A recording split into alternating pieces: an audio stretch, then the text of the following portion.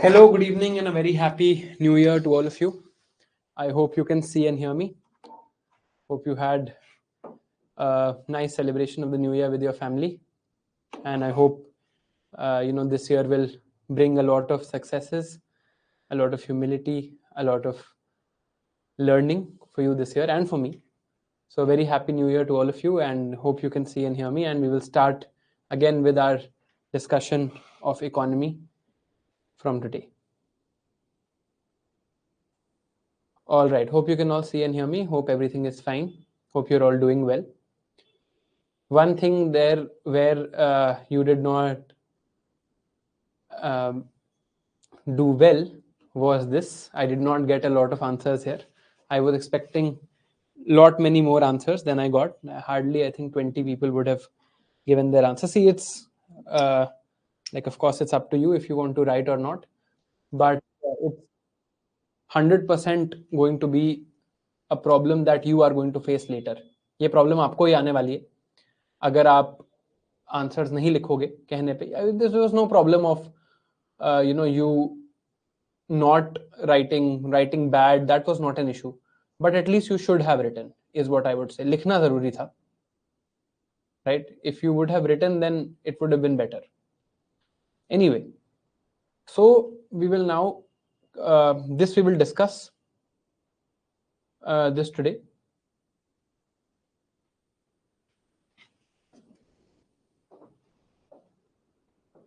अगर खराब आंसर था तो मुझे क्यों नहीं भेजा यार? मतलब खराब था तो क्या हो जाता? What could have gone wrong? खराब होता तो मैंने वैसे भी जिनका भी मैं आंसर डिस्कस करूंगा, I am not going to take their name here, right?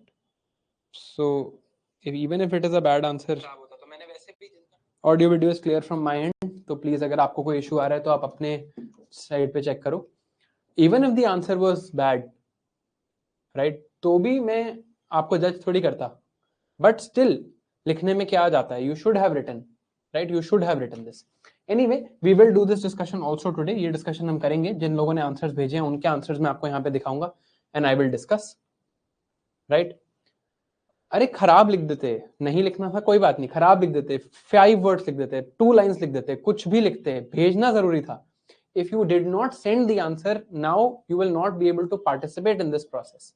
That is the point. Nobody starts with writing of good answers. Everyone starts off with writing bad answers.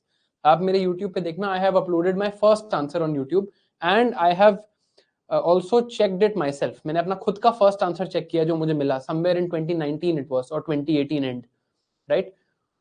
तब भी मेरा बहुत खराब आंसर था, right? Of course, everybody's first answers are bad answers, but that does not mean that you hesitate. If you keep on hesitating, then how will you actually learn from this process? You are not going to learn from this process. That is the problem. So do not आगे से अगर मैं आपको कोई task दूं तो at least execute it. Even if you do a bad job, that's okay. Okay. दूसरा, हम बैंकिंग और एनबीएफसीज पढ़ रहे थे. आज हम काफी इंटरेस्टिंग चीजें देखने वाले हैं बैंकिंग और एनबीएफसीज में. तो पहले हम ये करेंगे. First we will do this. At the end of the class we will discuss this. I already have some answers here that people have sent like this. जो लोगों ने भेजे मैंने यहाँ पर डाल दिए कुछ answers and we will discuss these and I will tell you what is right और wrong. I also have not seen them. I have taken them sight unseen ताकि मैं आपके सामने इवैल्यूएट कर सकूं, पीछे से इवैल्यूएट ना करूं. Now let us continue with our discussion of where we were. We were discussing non-banking financial companies. यहाँ पर हमने last time अपनी discussion छोड़ी थी. आज हम NBFCs करेंगे और NBFCs के साथ we will also do our discussion of banking. Two topics are also left from the past which we will also discuss today. One of those topics is market stabilization scheme. ये pending है आज. I will make sure हम इसको कर लेते हैं. Market stabilization scheme is or sterilization scheme is one thing that we will do today, although we can do this with international economics also. ये actually international economics का topic है, तो we will do this. And एक चीज जो मैं आपको शायद बताना भूल गया था, poverty estimation में median decile क्या होता है. ये notes में लिखा हुआ है. I got a mail regarding this. So these two things also we will discuss. But MSS we can do with international economics. It's a topic of international economics. It has a lot to do with how dollars are purchased and sold by banks. Right. तो ये हम international economics साथ कर लेंगे. ये please remind me at the end of this class. हर बार मैं भूल जाता हूं कि आपको मीडियन डिसाइल एक्सप्लेन कर दूं इन पॉवर्टी एस्टिमेशन. ठीक है, but we will do this at the end of the class. मुझे प्लीज रिमाइंड कर देना. Now let us continue with our discussion of NBFCs, right? हमने यहां तक पढ़ लिया था, तो एनबीएफसी से हम अपनी डिस्कशन शुरू करेंगे. I hope you can all see and hear. I hope audio video is clear and you are ready to start, है ना? Utkarsh, your message is visible, but if you keep spamming, why or how will I be able to answer this right now? है ना? अभी तो यार पहले जो हम काम करने आए पहले वो पढ़ लेते हैं थोड़ा. I have read your message and I will try to make a video on this. Now, let's start. देखो, हमने क्या देखा था कि बैंकिंग और the core idea of banking was coming from the idea of financial inclusion. कि financial inclusion जो है वो ऐसी चीज है जो बैंक्स को प्रमोट करनी है. This is what we had seen, right? Now bank की reach is limited, right? Branches, now please stop the chat, है ना? अब प्लीज चैट रोक के only questions with regards to this, right? Bank की रीच इज लिमिटेड. बैंक हर जगह तो ब्रांच खोल नहीं सकता. हमने देखा बहुत ज्यादा अनबैंक्ड एरियाज भी थे. ऑल्दो आरबीआई ट्राइज कि आप वहां पर ब्रांचेस खोलो, प्रायोरिटी सेक्टर लेंडिंग करो, फाइनेंशियल इंक्लूजन बढ़ाने की आरबीआई कोशिश करता है. स्टिल बैंक की range is limited. Branches of banks can not be everywhere, right? And banks are very important for financial inclusion. In fact, having a bank account is the first step of financial inclusion. So because of the reach of the bank being limited, there was a lack of effective financial inclusion. There was a lack of last mile connectivity. This is a keyword that you can use in your mains answers also. Last mile connectivity is also used in infrastructure. Last mile connectivity का क्या मतलब होता है? जैसे metro line है. Metro is a very good facility that is available in Delhi to its citizens and to people who are living in Delhi because A, it does not pollute the environment, it is rapid transport, it is mass transport, and it is also cheap. Why do a lot of people not use metro? Because from the metro station to their house, the connectivity is lacking, right? They can go to the metro is convenient also, but from metro station to house, that last mile, or from metro station to their office, that last mile connectivity is bad. This is the meaning of the word last mile connectivity. Similarly, in the case of financial inclusion, the last mile connectivity, reaching the last person in the rural areas, this is not available with banks. So here two options were found out. Now what do we do to solve this problem of last mile connectivity? First is bank can appoint someone to visit these areas. For example, bank says that we have let's say we have 5 branches in this district and this district has 10 villages. So in the villages, the branches are approximately 5 kilometers away and we cannot expect that people will every time travel 5 kilometers, that too on foot, to reach the branch. So financial inclusion is missing. So what bank does is bank appoints someone known as banking correspondent or bank mitra. He will act on behalf of the bank. He will go to the rural area. He will go to the villages that are unbanked, and here he will talk to the people there and he will facilitate banking operations. He will say that, okay, you can open a branch. You give me the checks that you want to give. You give me the documents, and I am anyway going to travel back to the bank branch. So I will help you open your account. If you want to avail some services from the bank, you talk to me and I will help you. Basically, he is a correspondent of the bank to go to the last mile to improve financial inclusion. This is one way. The other way is that we have some other types of institutions that are not dependent on branches. This is known as non-banking financial companies. So NBFCs are basically, they are not banks. नाम देखो इनका क्या है? Non-banking. So they are not banks. Financial companies. They are doing something related to the area of finance, पर ये banks नहीं है. Let's say you go to some store like Croma or Vijay Sales, और वहां पर जाके आप देखते हो कि you want to buy a big electronic item. Let's say you want to buy an air conditioner. Air conditioner cost let's say 50,000 rupees. तो आप वहां देखोगे कि वहां कुछ agents खड़े होते हैं who will offer you an EMI service on that air conditioner. Who will say कि आप EMIs में पे कर सकते हो, installments में पे कर सकते हो. One of the very famous companies in this sector you might have heard is Bajaj Finserv. They are one of the largest NBFCs in the country. People of this company you will find standing as agents there in the shops of Croma, Vijay Sales, other Reliance Digital, other big digital shops. आपने देखा भी होगा that they offer things like कि आप EMI पे इसको ले लो, आप एक लोन अप्रूव करा लो for your air conditioner in case you need it. Now what is this happening? ये क्या हो रहा है यहाँ पे? This is the process of financial inclusion. But since this company is not limited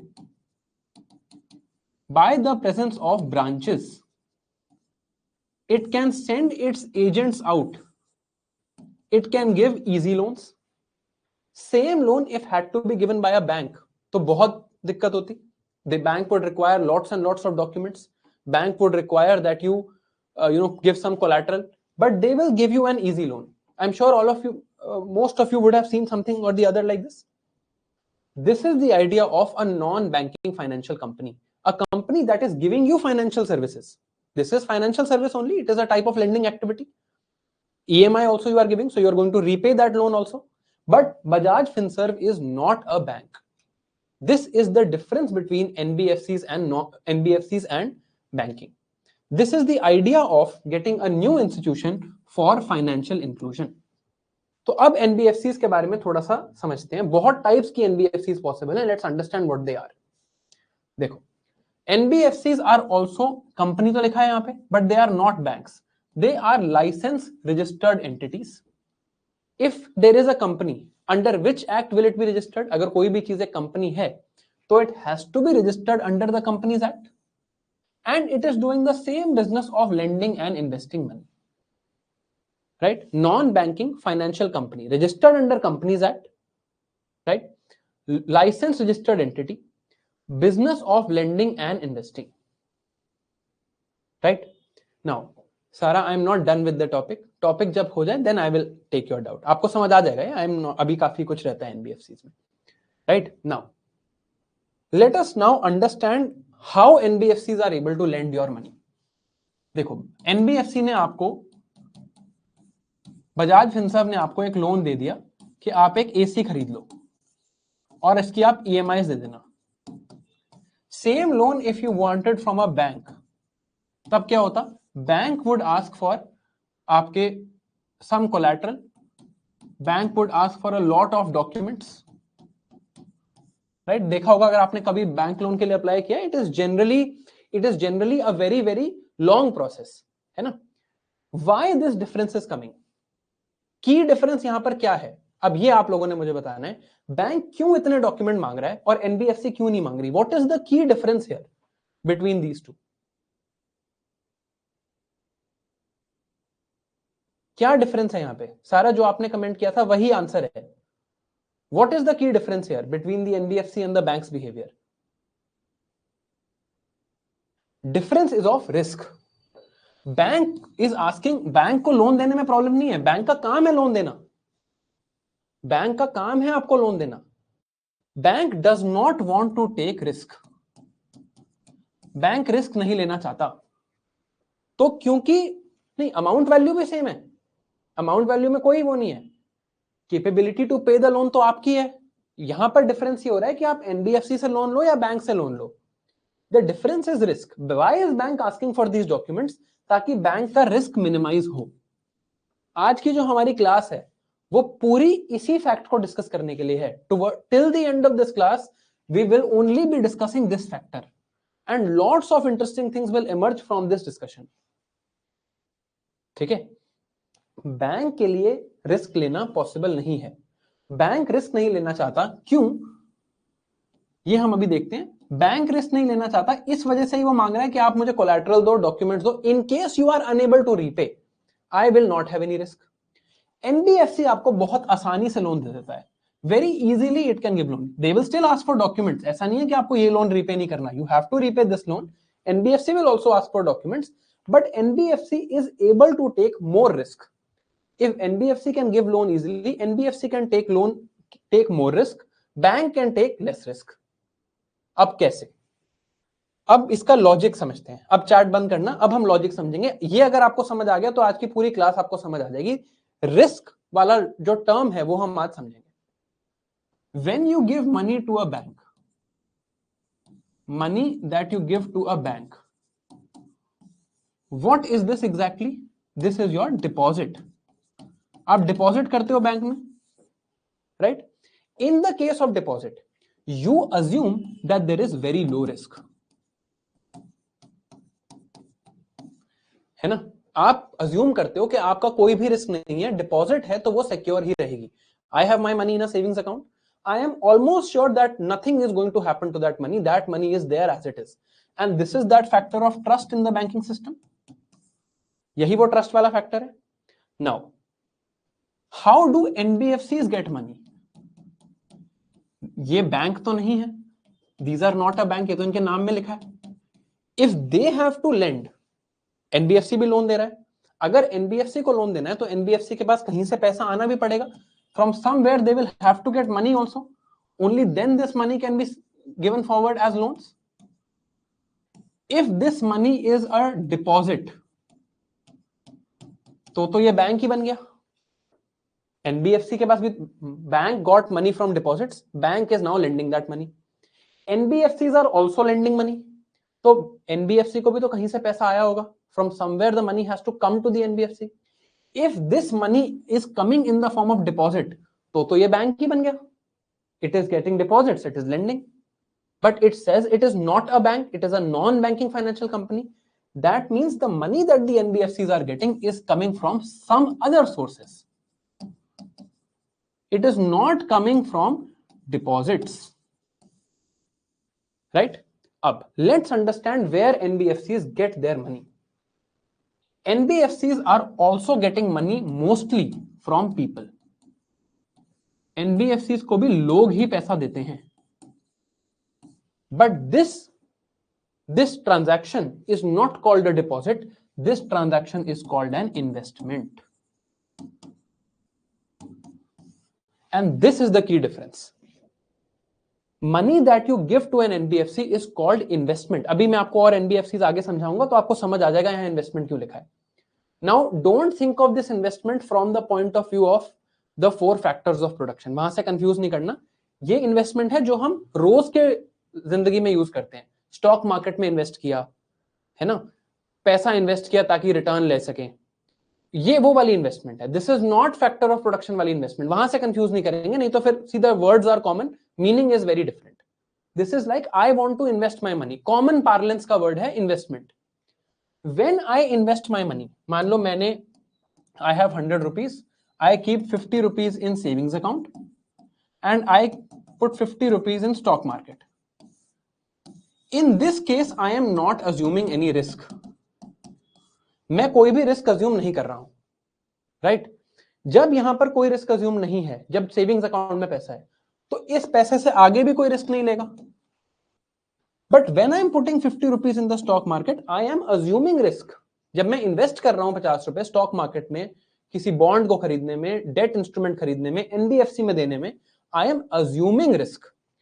When I am assuming risk, then NBFC will also take risk with my money.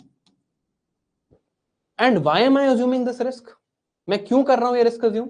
I am assuming this risk to get a better interest rate, to get a better return on investment. यहां पर मुझे पता है I am only going to get 4%. यहां पर I might even get 8%, I might even get 10%. But there is a risk. Now when there is a risk involved, NBFC can assume that risk further. मैं अपना risk यहां पर assume कर रहा हूं. मैंने NBFC को पैसे दिए, मैंने बोला you lend this further and get me 10% return back. NBFC says, okay, but there is a risk that you might lose your money also. But I have to assume it, otherwise I will only get 4%. This is the key difference between NBFCs and banks. Therefore, NBFCs can give out such loans. So if I compare, in a deposit, I am assuming no risk. So banks are very risk averse in lending. Banks will not want to lend easily. Investment mein risk is assumed. I know that there is a risk. So NBFCs can lend to sectors which banks generally cannot lend to. There are some sectors of the economy, for example, let's say MSMEs. आपने सुना होगा micro, small, medium enterprises. Micro, small, medium enterprises की क्या कहानी है? That they are mainly operating on cash. इनकी cash-based transactions हैं. They have a record of all the accounts. But since they are operating on cash, they are operating on trust, इनकी balance sheet में सब कुछ नहीं लिखा हुआ. In their balance sheet not everything is written. जैसे assets liabilities ढंग से नहीं लिखी हुई माइक्रो स्मॉल मीडियम एंटरप्राइजेस में, because they are small businesses. They don't have fancy auditors, they don't have CS जो ये काम करें. They are operating on cash, उनके पास रिकॉर्ड है, but they don't have formalised records. Now in this case, will the bank be able to lend to them? No. Bank will say no, because bank will not take this risk. Bank will want this formal classification. But will NBFCs be able to lend to them? Of course. NBFCs will say, fine, our customers are assuming risk, so we will assume risk and lend to you. We will have slightly lower threshold of what sort of records we need from you. So NBFCs can be able to lend to sectors that banking sector will not lend to. So things like MSME, things like agriculture loans, construction loans will not easily come from banks, but from NBFCs they will come very easily. When I am putting my money in bank, I want the bank not to take any risk. I want my money to stay as it is. So bank will be scared of lending to MSMEs and farmers. Bank might have to थोड़ा PSL requirement पूरी करने के लिए, but bank try करेगा कम से कम lending करो. NBFC में मैं रिस्क अज्यूम कर रहा हूं, एनबीएफसी भी रिस्क अज्यूम कर रही है, तो it will lend to MSMEs and farmers. Now NBFC के नाम में लिखा है नॉन बैंकिंग, तो they are not regulated under the banking regulation act of 1949. Right? They are not regulated under the Banking Regulation Act of 1949. Why? Because name says non-banking. Right? Now, question is, should NBFCs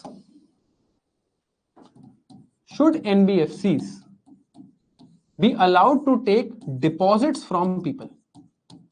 क्या NBFCs को deposits लेना allow होना चाहिए या नहीं? This is the question. Please answer this as per your knowledge. आपको जो अभी तक समझ आया, should NBFCs be allowed to take deposits? NBFCs are going to lend to certain risky sectors. They are going to get more interest. तो क्या deposit लेना चाहिए NBFCs को? Good. Answer is absolutely not. NBFCs should not be allowed to take deposits. As a general rule, NBFCs are not allowed to take deposits. As a general rule, NBFCs are not allowed to take deposits. However, there is one exception here. To this rule, there is one exception. Some NBFCs are allowed to take deposits, but here only they can take time deposits. What are time deposits? Fixed deposit, recurring deposit.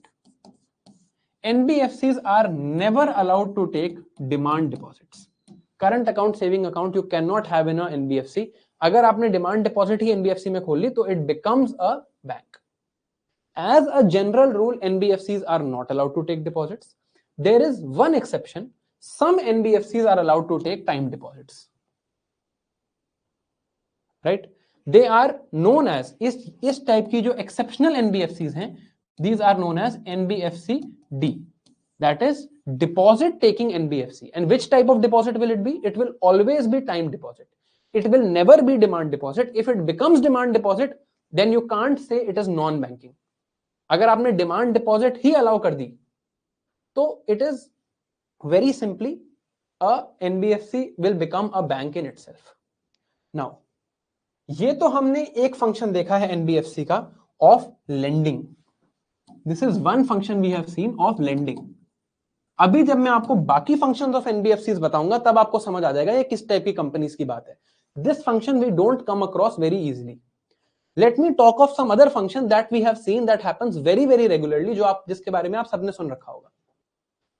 I give my money to NBFC. Let's say I give my money to a company. This company decides to invest this money in stock market in the form of mutual funds. Whatever return I get some X percentage of it, and some percentage is kept by the company as its commission. Let's look at this company now. ये company क्या कर रही है? I am giving it some money. This company is further investing that money. From that money, it is generating return, and some of the return it is keeping with itself, some return it is giving back to me. Is this company a bank? No. Is this company performing a financial function? Yes. This is also a type of non-banking financial company. This is also a type of non-banking financial company. Right? आगे देखते हैं. I give some money to a company every month, or every year I give some money to a company. This company says, in case of your health being bad, I will pay you money for your hospital bills. I will pay your hospital bills in case you have a problem. Every year you keep giving some money to me. Is this company a bank? No. Is this performing some financial function? Yes. This is also an example of a non-banking financial company. अब similarly lending में भी कुछ companies आती हैं. Why am I giving my money here? Because I want more return. यहां पर मैं पैसे क्यों दे रहा हूं? क्योंकि मुझे रिटर्न चाहिए अपने पैसे पे. यहां पर मैं क्यों दे रहा हूं? So that this company can plan better. मेरे को हमेशा, otherwise I will have to plan some money for my health expenses. Here I am just paying a premium and getting an insurance. I give some money to a company every year. I give money to a company every year. Company says, when you turn 60 and when you retire, after this, I am going to return your money to you monthly at a higher rate. Let's say you are going to give me today 10,000 rupees every month. After you keep giving me for next 30 years. After you turn 60, I will give you 50,000 rupees every month till the time you pass away. What is this company? यहाँ क्या हो रहा है? This company is not a bank. I am giving it money. I am getting something in return. What is the process that is happening here? इसको कहते क्या है? This is a pension.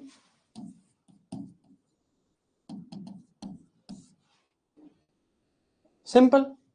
And क्या हो रहा है? Is this company a bank? No. यहां पर डिपॉजिट तो नहीं है, right? But is it providing a financial service? Yes. So it is a non-banking financial company. These are the various types of non-banking financial companies that exist. कोई भी company जो दे तो रही है एक financial service, but that company is not a bank. That is known as non-banking financial company. ये एक investing non banking NBFC है, ये एक इंश्योरेंस एनबीएफसी है, और ये एक पेंशन एनबीएफसी है. Right? Is the idea of NBFC is clear? Are they not leading to financial inclusion? Yes, they are. They are increasing financial inclusion. Right? अब ये फाइनेंशियल इंक्लूजन बढ़ा रहे हैं, बट ये बैंक्स नहीं है, इसीलिए इनको इंट्रोड्यूस किया गया. राइट? तो अगर मैं आपको एग्जांपल दूं of various NBFCs, Bajaj Finserv हमने देखा है. There was one company called Dewan housing and finance limited. Gold loan companies, microfinance companies, life insurance companies, even money changers. I give you rupees, you give me dollars. This is a financial service? Yes. Are you a bank? No. So you are a non-banking financial company. Mutual fund companies, investment banks. नाम यहां पर bank लिखा हो सकता है, but investment banks don't take deposits. उनके नाम में इन्वेस्टमेंट बैंक है, that might be confusing you. Right? वो कैसे होता है वो मैं आपको समझाऊंगा. But the job here is not of banking. Job here is financial services. Pension fund, job is of financial service. This is what NBFCs are. So they are non banking financial companies. They are financial intermediaries. वो कुछ finance का काम कर रही हैं. Right?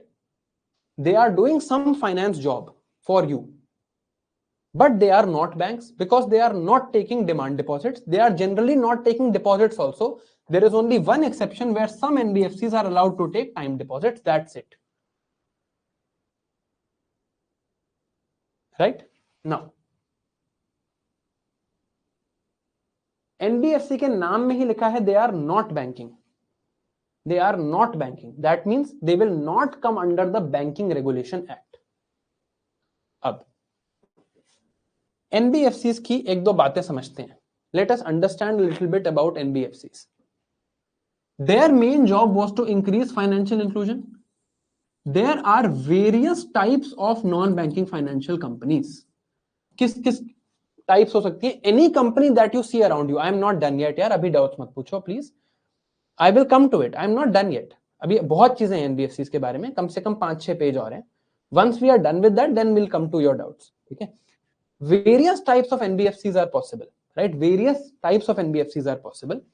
Things like mutual fund companies are also possible. Things like pension fund companies are also possible. Gold loan companies are also possible. They are taking gold from you. They are giving you a loan, right? Various types of NBFCs are possible, but they are not taking deposits. Even if there are some exceptions, time deposits, but on a general rule, they are not taking deposits. Now, can RBI be asked to regulate all of them? क्या RBI को बोला जा सकता है कि आप सबको regulate करो? Does RBI have expertise in regulation of all of these companies? क्या हम RBI को कह सकते हैं कि आप हर टाइप की NBFC को रेगुलेट करो? Of course not. RBI has expertise in regulating two functions, deposits and lending.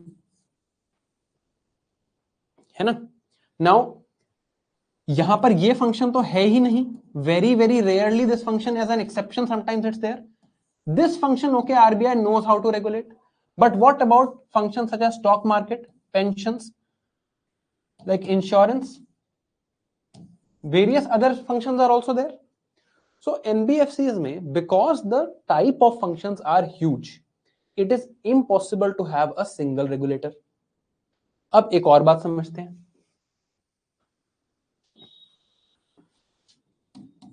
Your family runs something, let's say, called a kitty party, which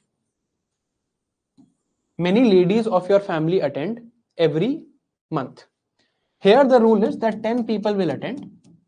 They will all contribute some money, and one person will be given all of that money.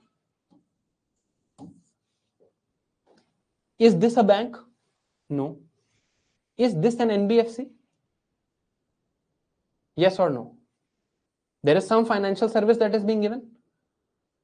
This is definitely not a bank. ये तो clear ही है. Is this a NBFC?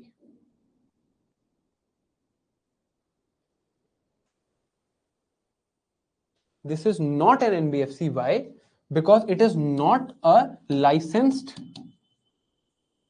or registered entity. नाम में bank नहीं है, नाम में company तो है NBFC के. If you go and register this NBFC as a Companies Act entity, आप Companies Act के अंडर अगर इसको रजिस्टर कर लो, इस किटी पार्टी को, आप सारे इसके रूल्स फॉलो कर लो, then it will become an NBFC. Of course, here you are not, following any sort of regulations. But if you follow the regulations, it will become an NBFC. Someone is saying no risk is involved. How is no risk involved here? मैं अपने 10 दोस्तों से मिला, हमने kitty party करी, पहली बार मेरे को पैसा मिल गया. Second time I am also supposed to come and contribute. मैं आया नहीं second time. Now this is risk for everyone else. Risk तो है इसमें इन्वॉल्व बिल्कुल, but it is not a registered entity. Now the problem here is that NBFCs can take, अगर मैं इसको रजिस्टर करा लूं, if I go and register this, it will become an NBFC. So the case of NBFCs is such that various types of functions are possible. So NBFC has a problem of regulation. How do you regulate an NBFC? This is the main problem. There is something called chit fund.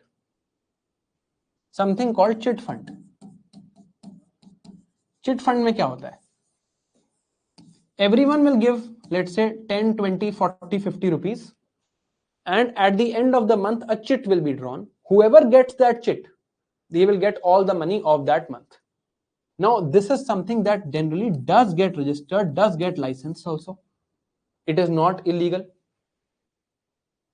This is also an NBFC. Now, who will regulate this? तो एक regulation problem है. There are various entities that are going to regulate NBFCs. एक तो RBI है. RBI is going to regulate lending functions. Then let me talk of the other entities also. There is also the investment function, जैसे कि mutual fund companies, इनको regulate करेगा सेबी. ये हम capital markets में देखेंगे. सेबी का काम क्या होता है? Securities and exchange board of India, which regulates the stock markets. Insurance काम करेंगे तो it's will be regulated by IRDAI, insurance regulatory and development authority of India. Pension का काम करेंगे तो it will be regulated by PFRDA, pension funds regulatory development authority. And if the NBFC is very small in size, let's say आपने अपनी kitty party को ही register करा लिया, then we can't directly take this to RBI. We can't directly ask RBI to regulate that kitty party. So if it is smaller than a certain size, it will be regulated by state governments. There are also various other things or other functions for regulation of NBFCs. Now what happens here? Because see, ultimately it is the money of the public, right? It is the money of the public that is going to NBFCs, but there are various functions and the regulation is lacking. Now, let us now consider another case. Bank's job is to lend money outside. Let's say there is a huge NBFC, एक बहुत बड़ी NBFC है, which has lots and lots of assets. And this NBFC specializes in infrastructure loans.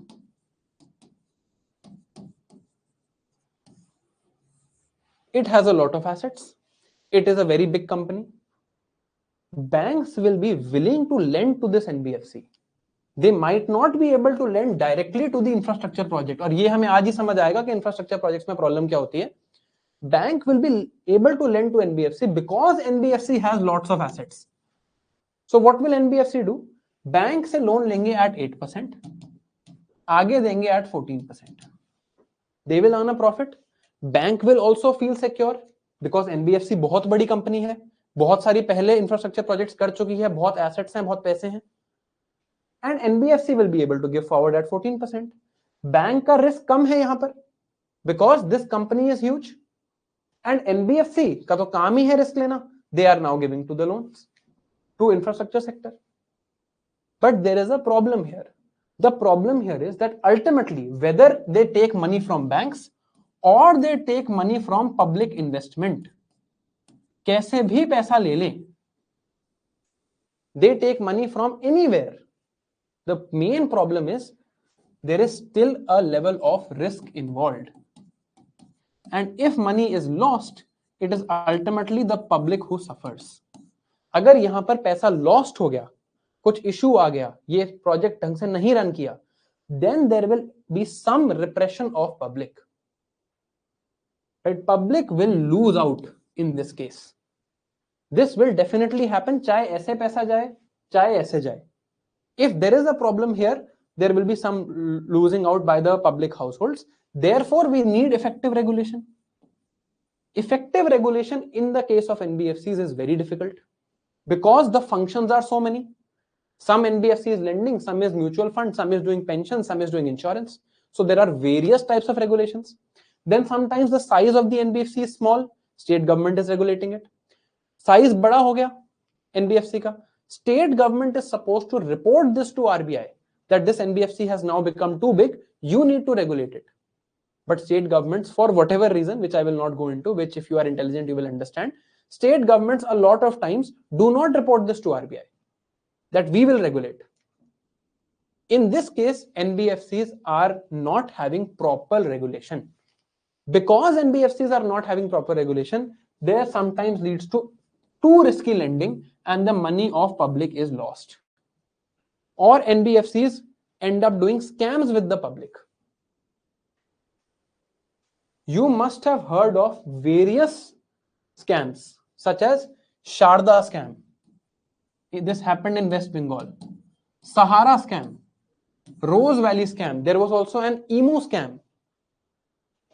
ऐसे बहुत scams हुए हैं हमारी country में. Most of them were related to NBFCs. आज मैं आपको दो मूवीज देखने को बोलूंगा. फर्स्ट एक्चुअली सेकंड वाली कल. आज मैं आपको बोलूंगा सहारा स्कैम के ऊपर. नेटफ्लिक्स पे there is a very good documentary called bad boy billionaires. Right, it is on the Sahara case. Do watch it and you will understand why there is a regulation problem. Most of these scams have a similar modus operandi. NBFCs में investment का काम है. What do these NBFCs say? This is NBFC. It says to the public, you give us money, we will return you the money in 5 years at, let's say, some ridiculous rate of interest. 20% rate of interest we will give you over 5 years. So we will give you this money back. Public says, okay, what are you going to do with this money? NBFC says, we are going to build resorts. This business of resorts will take off in India. From this, we will generate profits. From this profit, we will be able to repay your money. Now, a lot of people believe in this. A lot of people think, हाँ यार चल जाएगा, resorts, this such a big person who has such a great history. Maybe he is right. So they give this money. In many cases, it was seen that not even single resort was built. करा ही नहीं काम जो बोला था और return promise कर दिया, and then this person, whoever is running this company, will run away. Or they will claim that yes, we are repaying. In the case of Sahara, what happened? In the case of Sahara, they said that all the money that we have taken from the public, they have assumed the risk. We have the record of every single depositor, and we are also doing timely repayments. So Supreme Court said in the Sahara case that show us the documents. So they sent 5 trucks of documents to the Supreme Court, saying कि आप कर लो verify. 5 truck भर के documents, कागज, right? They sent to the Supreme Court and said, you verify this, and pending this, you will give us bail. Supreme Court obviously said no, that no, we can't give you bail like this. But this is the sort of cases that happen. There was an emu scam. In that emu scam, it was said that there is a huge demand of meat of emu bird in Middle East. So we will take money from the public, we will give you very high return, and we will make emu farms in India. Not even a single emu was, hatched in those farms. Not even single emu farm was built. The person ran away after taking the money. This, or you might have heard of things like pyramid schemes. These things are very common in case of NBFCs. Why? Because there is a regulation problem, and you can't have a single regulator. This is why NBFCs have a critical regulation issue, because the various types of functions that they perform. This becomes the problem. So if we look at, और इस पे questions भी पूछे जा चुके हैं. There have been questions on NBFC regulations, that what type of NBFC is regulated by whom. But the background is clear. Chit fund scam, Sharda chit fund scam was also, I just told you, this scam was this only, because there was no good regulation, right? Some political leaders were also involved here. So because there is a regulation problem, this becomes an issue. Up. Let us read a little bit about NBFCs. मैं आपको पढ़ा अभी रहा हूं, but आपको ये समझ अभी नहीं आएगा. क्यों नहीं आएगा? Because there are a lot of terms that are mentioned here that you will not understand. Right? NBFCs हमने देखा 2 तरह की होती हैं. एक तो डिपॉजिट एक्सेप्टिंग एनबीएफसीज हैं. कौन सी डिपॉजिट एक्सेप्ट करेंगे? Time deposit, and very rare है ये. Mostly they are non deposit accepting NBFCs. If asset size of the NBFC becomes more than 500 crores, it is called systemically important non-deposit taking NBFCs. What is the meaning of the word systemically important? हमें आज ही समझ आएगा when we read banks. हमें banks का भी थोड़ा बहुत और पढ़ना है. We'll understand this. Now, थोड़ा difference देखते हैं between NBFCs and banks. अभी there will be some terms you will not understand here. You will understand at the end of the lecture. Where are they registered? NBFCs and Companies Act. Banks are also registered in Companies Act, but also in Banking Regulation Act. Who regulates the NBFCs? Depends on the nature of NBFC. Under banks, it is always RBI. Can they take deposits? Some NBFCs can take deposits, and that too only time deposits. For banks, we know already, we have read this classification, so not going into this detail. Deposit insurance abhi hum chhod dete hain. We will read about what deposit insurance is. Deposit insurance is not there in NBFCs, it is there in banks. Can NBFCs issue debit card, checkbooks? No. Can banks issue them? Of course, banks give debit card and checkbook. Can NBFCs issue credit cards? Now, this is something which has recently changed. NBFCs were earlier not allowed to issue credit cards. Only they were allowed to issue co-branded credit cards, that is, with the partnership of some other bank, they could issue credit cards. Now the rule has become that they can also directly issue credit cards. We'll talk about this in detail. अभी हम बस समझ रहे हैं इसको. Is CRR SLR applicable? If you don't have demand deposits, do you really need to keep a cash reserve ratio? आपके पास demand deposit तो है नहीं. Nobody will come and demand money from you before their time. अगर है भी तो time deposit है, वो भी rarely है. तो CRR is not there in NBFCs, क्योंकि demand ही नहीं करेगा कोई. है ही नहीं ना demand deposit. There is always a time period after which they have to repay you. But if you are taking deposits in the form of time deposits, then some SLR is required. So on deposit taking NBFCs, RBI can put various norms, but SLR is generally applicable. Banks का तो हमें case पता है. Banks पे तो है ही CRR SLR applicable. Now, there is something called Basel norms, which we will study today. उसके बाद I will come back to this. Can you invest money? Invest money means you basically, investment का मतलब क्या होता है? Investment means to speculate. हम पढ़ चुके हैं speculative demand. Investment means to speculate. To speculate is to say, आज इस चीज का प्राइस इतना है, कल इस चीज का प्राइस इतना हो जाएगा. Can NBFC speculate with your money? Yes, they can. That is why they are investing in mutual funds. That is why they are investing in stock markets. Right? Can you speculate? Yes. But can banks speculate with your money? Can banks speculate with your money? No. Banks can only put it in RBI approved assets like government securities. They cannot put it in the stock market. So NBFCs can invest in the stock market, banks cannot. Now, how do they recover their loans? ये topic भी हम आज ही पढ़ेंगे. Some NBFCs called housing finance companies have powers under SARFAESI Act. Banks, all types of banks have powers under SARFAESI Act. What is SARFAESI Act? We will see today only. तभी ये मैंने and में डाला है. I just wanted to look at this once. जब हमें बाकी सब समझ आ जाएगा तो हमें इधर समझ आ जाएगा. Now, this is that part that you have to read yourself after this lecture is done. मैं बस बता रहा हूं यहां पर क्या लिखा है. बेसिकली यहां पर कौन सी एनबीएफसी कौन रेगुलेट करता है ये लिखा है. There is one investment and credit company, there is consumer durable loan finance company, core investment company, infrastructure finance company, infrastructure debt fund, asset reconstruction companies. ये आरबीआई रेगुलेटेड हैं. Gold loan companies RBI regulated हैं, but there are some NBFCs that are regulated by various other entities, like SEBI regulates some entities, जैसे कि mutual fund companies etc. Then IRDAI regulates, PFRDA regulates, Ministry of Corporate Affairs regulates. There is State Registrar of Chit Fund which regulates. Then there are various things like credit rating agencies, credit investment agencies, etc. etc. Credit information agencies, sorry, etc. etc. We will understand this once we read all of this in banking. थोड़े सारे interlinked concepts हैं. Once we read all of this together, then we will understand what is happening here. Right? तो अभी तक हमने क्या समझा है?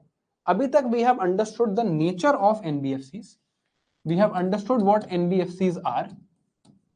Right? The nature of NBFCs is clear. We have understood that there is a regulation problem here.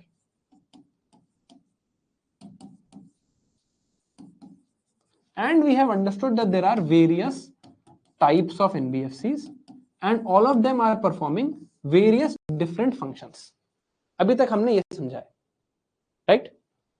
Now इनके ऊपर जो इनके जो नॉर्म्स हैं, बाज़ल नॉर्म, सरफेसी एक्ट एक्सेट्रा, वो समझने के लिए हमें बैंकिंग सेक्टर को कंप्लीट करना होगा. Then we will understand the meaning of these terms, because somewhere they are performing such similar functions of banks. कहीं कहीं ये लेंडिंग फंक्शंस भी कर रहे हैं, राइट?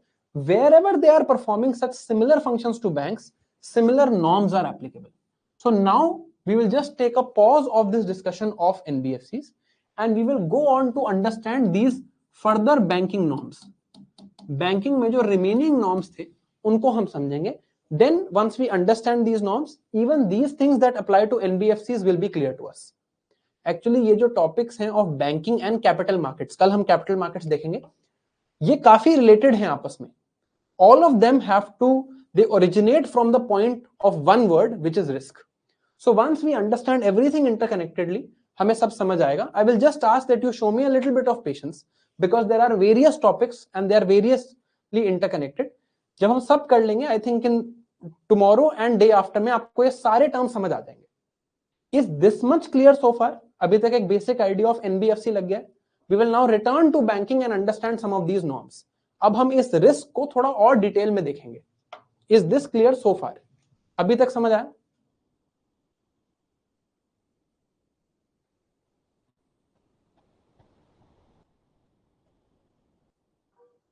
ठीक है. Now let us come back to, I'm just showing you how to follow the notes. करेंगे हम सब कुछ, थोड़ा ऑर्डर बस मैं आपको दिखा रहा हूं. यहां पर लिक्विडिटी ट्रैप है. I think somebody had asked last time, but I will explain this in the end. It's not related to what we are doing right now. This also we will do today. ये भी हम समझेंगे, but we have to continue with our idea of banks. Right? पहले banks का risk समझते हैं. Here we understand the first term called domestic systemically important banks, DSIBs. Domestic systemically important banks. Now, हमने last time हमारा banking structure पढ़ा था. We read the banking structure that we have something of an inverted pyramid based banking structure. हमारा ऐसा banking structure है, जबकि this is the ideal banking structure in the country, right? Now, still, even in this structure, there are some banks that are at the top, that are the biggest banks of this country. कुछ banks तो होंगे जो biggest banks होंगे, right? These biggest banks, if they fail, if there is some issue with these banks, if let's say some issue occurs with these banks, अभी ऐसे 3 ही bank हैं हमारी country में जिनका नाम है SBI, ICICI और HDFC bank. These are the 3 biggest banks of India at the moment. If any of these banks were to fail, if then any of these banks were not able to pay back their depositors' money, not able to follow through on RBI norms, not able to maintain CRR, etc., it can lead to a whole collapse of the financial system. SBI, for example, is so big that it is bigger than the next 5 banks of India combined. Therefore, if any of these banks collapse, there will be a huge problem in the financial system of our country. If there is a failure here, the entire financial system will be threatened. Such banks that are too big to fail, they are so big that they cannot be allowed to fail under any circumstances. These are known as important for the system banks. Important for the system is written as systemically important. Systemically important banks. These are domestic banks operating in India that are systemically important for our financial system. These are known as DSIBs, domestic systemically important banks. Now, because they are too big to fail, what does the RBI say? RBI says that because you are this big, we will have certain higher regulation for you. Your compliances need to be more, because one bad lending practice, let's say of UCO Bank, can be accepted by the Indian economy. The Indian economy can absorb that shock. But if there is failure of DSIB, this shock cannot be absorbed. So RBI says, we will put some higher regulatory compliances on you. We will make you be more cautious, because your failure directly affects our entire financial system. This is the meaning of the word DSIB. So there is more regulatory oversight on these banks. Greater regulatory compliances are there with RBI. They are too big to fail. How many of you remember something called Yes Bank crisis? Yes Bank ki, I think in 2020, 2021, Yes Bank was facing a lot of crisis. How many of you remember this crisis that the Yes Bank was facing? आपने नाम सुना हो इसका कि Yes Bank was facing crisis in 2020, 2021 at that time. बहुत discussion भी हुई थी, right? Yes Bank had some poor lending practices, right? Yes Bank had some poor lending practices in the year of 2019-2020. Because of this, they were facing a lot of crisis, right? Yes Bank is 40 times smaller than our SBI. If you multiply the deposit of Yes Bank by 40 times, then you will reach the size of SBI, right? Even in the time of Yes Bank crisis, a statement was given by one of the most prominent ministers in the country that we will not let Yes Bank fail. No matter what happens, we will not let Yes Bank fail. Why? Because if the bank were to fail, it would lead to havoc in the economy. And this is not a DSIB. Yes Bank is not a DSIB. Still, we were very careful about not letting Yes Bank fail. So now, if you look at DSIBs, there is a huge risk. Yes Bank fail करने पे ही हाहाकार much गया था. SBI is 40 times bigger, right? SBI is 40 times bigger than that. So DSIBs पे there are much more regulatory compliances and norms than any normal bank. What we basically want from all our banks is that banks should be healthy. Banks should have a good health. This is what we want. So now the next topic we are going to study, and it is going to be very interesting, is we are going to understand how do you measure a bank's health.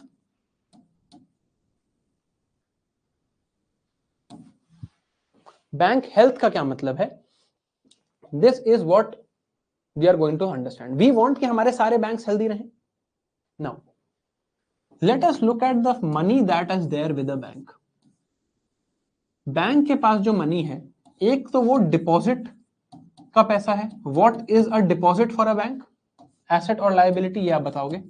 एक पैसा है जो वो loan में देते हैं, right? What is this? ये भी आप बताओगे. Bank has some own money also. For now, let us assume own money of the bank is profit of the bank. Bank के पास खुद का भी तो कुछ पैसा है. जो बैंक ने प्रॉफिट कमाया वो बैंक का खुद का पैसा है. अभी के लिए इसको प्रॉफिट मान लेते हैं. इस पे काफी डिस्कशन हमें करनी है, but for now we will assume this is profit. Deposit for the bank is liability, loan for the bank is asset, right? अब एक बात समझना, you give your money to the bank, bank gives this money as loan forward, right? Ultimately in this process, what in terms of हम क्या analyse करने वाले हैं आज? Risk. Ultimately in this process, who is or what is your interest? आपका क्या interest है यहां पे? आप क्या चाहते हो कि बैंक कितना रिस्क ले? कम रिस्क ले, ज्यादा रिस्क ले, बहुत ज्यादा रिस्क ले, बिल्कुल रिस्क ना ले? What do you want in this process? You would want least amount of risk possible. Because आपका पैसा है। अब बैंक की बात करते हैं। Is this the banks own money? No, bank is lending your money. The more risk bank takes, bank will generate more profits.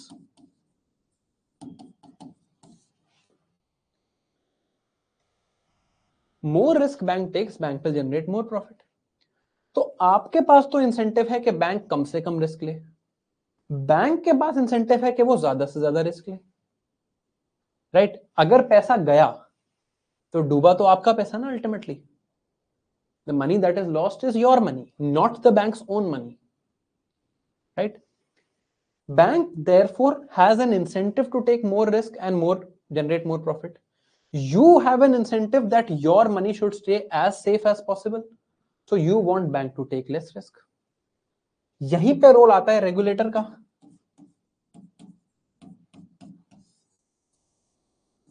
The role of RBI is there. Now I will give you a 3-minute break. In this 3-minute break, and genuinely do this, rest मत करना, in this 3-minute break just think what we can do to solve this problem. इस problem को solve करने के लिए क्या किया जा सकता है? I'll give you a 3-minute break.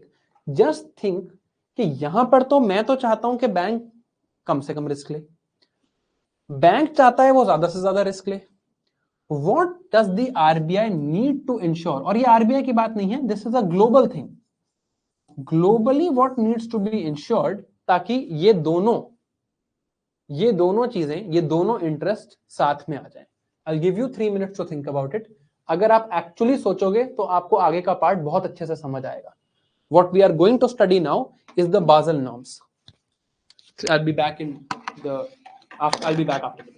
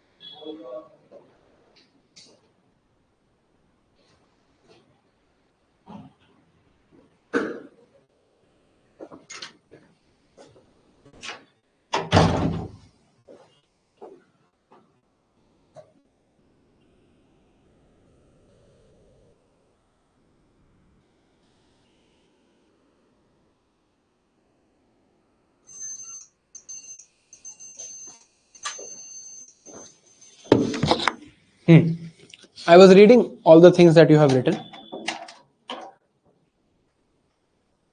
काफी सही सोच रहे हो आप. देखो, why will CRR not solve this problem? पहले ये समझते हैं. मैंने यहां पर और CRR रख दिया, मैंने यहां पर और SLR रख दिया. बात इसकी ही हो रही है कि जो रिजर्व में, now let's stop, now let's read, है ना. बात ये नहीं हो रही है कि इन CRR और SLR के साथ क्या किया जाएगा. ये तो आउट हो गए, फिर भी सम लेंडेबल मनी विल बी लेफ्ट. इस लेंडेबल मनी को हम कैसे इंश्योर करें कि बैंक बहुत ज्यादा रिस्की गेम ना खेले. बात उसकी है, अगर आप CRR SLR बढ़ा दोगे तो लेंडेबल मनी कम हो जाएगा, but still with the lendable money they will play that risky game. So CRR SLR will not impact this. यहां पर व्हाट वी नीड, मैं आपसे फिलोसॉफिकल लेवल पे पूछ रहा था, and lot of you have given the right answer also. What we actually need here is two things. One, bank should be strong enough in case there is a loss that happens here. मान लो यहां पर कोई दिक्कत हो गई, ये loan repay नहीं हुआ, तो बैंक को लॉस हो जाएगा. Bank needs to be strong enough to absorb that loss. कुछ लेवल पे एक certain amount of loss absorb करने के लिए bank needs to be strong. And second, जैसे किसी ने लिखा है, don't remember the name but written very rightly, bank needs to have a skin in the game.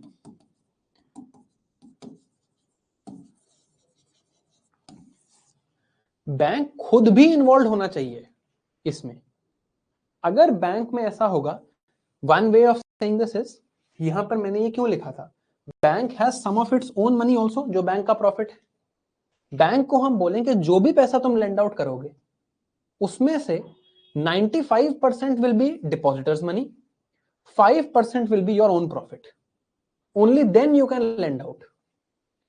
ये एक तरीका है. Now bank will be very careful because if money is lost, bank is also losing its profit. This is one way. Second is we say you must retain certain amount of profit in your bank account. मतलब आप bank अपने account में कुछ profit maintain करें. Profit is generally given to the owners of the company. Profit is a return for entrepreneurship. Whoever will be the owner of the bank, they will take the profit. But bank को कहा जाए कि आप कुछ profit retain करके रखो. So you are strong enough in case you have a loss here. तो आप इस प्रॉफिट से इसको कॉम्पनसेट कर पाओ. ये दोनों चीजों को बेसिकली साथ में लाया गया. That one, bank needs to be strong enough, and two, bank needs to have skin in the game. These two things were thought of in something called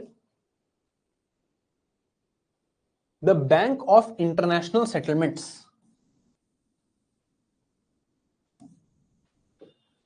This is a bank where various central banks of the world are members of this bank. दुनिया के बहुत सारे central banks इसके member हैं. It has a committee called Basel Committee on Banking Supervision. Basel is a place located on the border of France and Germany. Here they have a Basel Committee. This Basel Committee on Banking Supervision is a part of this Bank of International Settlements. And they came up with certain prudential norms that various countries have to implement to ensure bank health. Similarly, in India also, it was said that banks must follow certain prudential norms, right? Because bank will always say that we need more profits, but we will always say that we need more safety. So RBI said bank needs to be careful in lending, and they need to share some of the depositors' risk, and bank needs to be strong in the long run. Bank needs to have certain security, certain strength, that even if there is certain loss, they can be absorbed. For this Bank of International Settlements and iski jo Basel Committee on Banking Supervision hai, they came up with various norms which are known as prudential norms. Firstly, they came out with these norms in 2000, then in 2007-8. Then in 2007-8, immediately after these norms were released, the global financial crisis happened. So they said that we will now actually need much more stricter norms. So in 2009, the final set of these norms came out, known as Basel Norms 3, which are now the norms globally that are followed, and RBI is implementing them in India. देखो, Basel Committee या Bank of International Settlement has no jurisdiction in India. This is merely a recommendation from them. RBI is a member of that. Taking that recommendation, RBI is implementing it in India. RBI is doing it purely on the basis of their own jurisdiction. Because in RBI is the regulator of Indian banks. Bank of International Settlement is not the regulator of Indian banks, but RBI वहां member है. वहां एक global discussion हुई जिससे कुछ norms बने और RBI ने कहा कि हम यहां पर implement करेंगे. RBI also does not implement them word by word. RBI does suitable modifications to them and then implements them in India. और ये पूरे नॉर्म्स का बेसिकली दो ही लॉजिक है. एक, bank needs to be strong. दूसरा, banks need to have partnership in risks.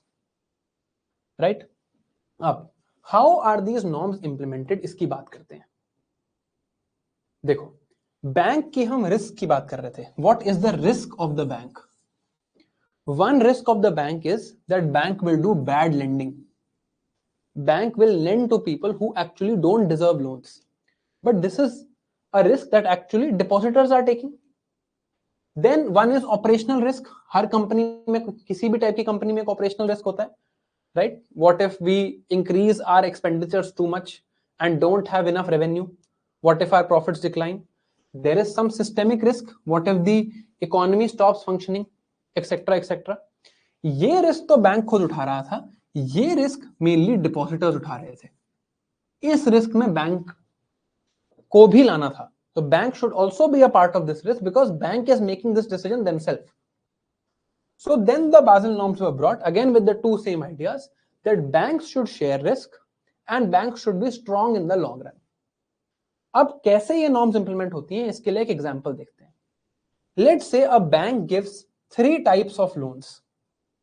Bank gives three loans. It gives one loan to someone in the agriculture sector for 1,000 rupees, one loan in the housing sector for 1,000 rupees, one loan in the MSME sector for 1,000 rupees. Banks ने ये तीन loan दिए. It is bank's decision to give these loans, right? Bank के पास तीन type का money है. एक deposit है which is their liability, एक loans है which is their asset, and some of their own money. Let us for now call this capital of the bank. Again, don't confuse this with the earlier term. This capital means something different. This simply means money. Financial capital of the bank. अभी के लिए हम assume करते हैं इसका मतलब है profit. There are some other meanings of this also which we will understand today. But financial capital of the bank is the third type of money which is bank's own money. अभी के लिए मान लेते हैं this is profit of the bank. ये तो lend नहीं हो रहा, ये lend हो रहा है. This is not bank's money, this is bank's money. So to ensure that bank has some sharing of risk, some conditions will have to be laid on this, and the more profit bank will have. मान लो bank के पास 10,000 crores का profit पड़ा है, that will mean that bank is very strong. So whatever regulations we have to put on this money, which is the bank's own money. Bank का जो profit है, bank का जो खुद का पैसा है, उसी को हमें एड्रेस करना है. Right. This is how the norms will be implementing. Are you with me so far? कि इस पैसे पे ही नॉर्म्स लगेंगी, जो भी लगेंगी तभी बात बनेगी, नहीं तो नहीं बनेगी. Are you with me so फार? अभी तक समझ आ रहा है क्या चल रहा है यहां पे? ठीक है. So whatever prudential norms are there, they will be applied on the capital amount. Capital यहां पर मतलब प्रॉफिट. इस टर्मिनोलॉजी थोड़ी ऊपर नीचे होगी. Capital means profit, banks own money. जो भी नॉर्म लगेगी वो इसी कैपिटल पे लगेगी और तो कहीं लग नहीं सकती. देखते हैं यहां पर क्या नॉर्म्स लगाई गई. बैंक ने तीन लोन दिए. Loan 1 was given to agriculture, loan 2 was given to MSMEs, loan 3 was given to housing. RBI will say two things. पहले RBI क्या कहेगा? RBI हर सेक्टर का, जैसे एक एग्रीकल्चर सेक्टर है, कंस्ट्रक्शन सेक्टर है, हेल्थ सेक्टर है, एजुकेशन सेक्टर है, आरबीआई खुद सेट करेगा हर सेक्टर का एक सेक्टोरल रिस्क फैक्टर कि इस सेक्टर को अगर आप लोन देते हो तो जनरली ये लोन कितना रिस्की है. If loan is 0% risky, it means 100% there are going to be 100% there is going to be repayment. If there is 100% risk, that means most of the times 99.9% or it is almost seen that this loan does not come back. Sometimes the risk can even be greater than 100%. How that happens is actually leveraging of bank loan, वो हम नहीं देखेंगे. Just understand that this risk can also be greater than 100%. RBI can set this as greater than 100% also. This is due to leveraging, usually happens in loans related to brokerage. But we don't have to see that, हमारे लिए बिल्कुल important नहीं है. RBI will set a certain risk percentage of various types of loans. ठीक है कि agriculture का loan अगर आपने दिया तो हम मानते हैं, आरबीआई कहता है कि एग्रीकल्चर लोन्स में 100% रिस्क है. एमएसएमई को लोन दिया तो 50% रिस्क है. हाउसिंग लोन दी तो 300% रिस्क है. गवर्नमेंट को लोन दिया तो लेट से 0% रिस्क है, because it will always be paid back. Right. RBI ने हर सेक्टर के लिए, various sectors, every single sector RBI assigned this risk. Right. यहां तक समझ आया? This is very important. Please इधर उधर के डाउट्स अभी हटा देते हैं. This is very important for you to understand. इससे आपको पूरी बाज़ल नॉर्म समझ आ जाएंगी. अभी तक इज इट क्लियर कि आरबीआई ने हर सेक्टर के लिए एक रिस्क असाइन किया हुआ है? Is this much clear?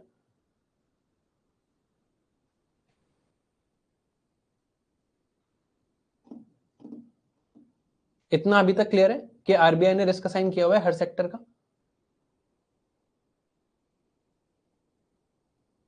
ठीक है. इन दिस केस इसको हटा देते हैं. 3 लोन दिए हैं.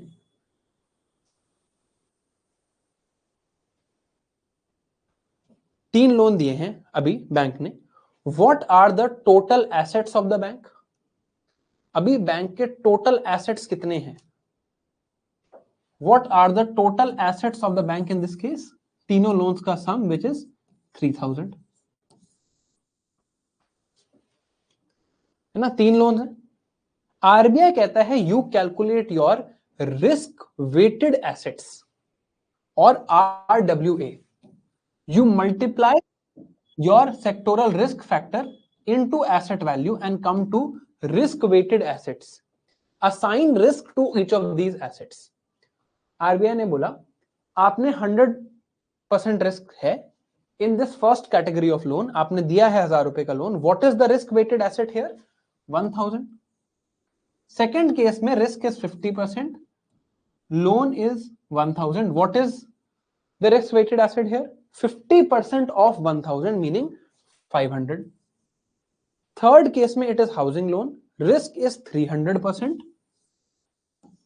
Your loan is 1000. Risk weighted asset becomes 3000. So RBI says your total risk weighted assets need to be calculated. पहले केस में 100 into 100% मतलब 1000 into 100% meaning 1000. सेकेंड केस में 1000 into 50% जो भी उस सेक्टर का रिस्क था इक्वल टू 500. थर्ड केस में 1000 into 300% मतलब 3000. तो टोटल रिस्क वेटेड एसेट्स कितने बने बैंक के? 4500 rupees are now the risk weighted assets of the bank. Is this much clear? Because हर सेक्टर का रिस्क है, हर सेक्टर के लोन्स मुझे पता है. Risk weightage of each of these assets has now been assigned. Is this much clear so far कि ये कैसे 4500 आया?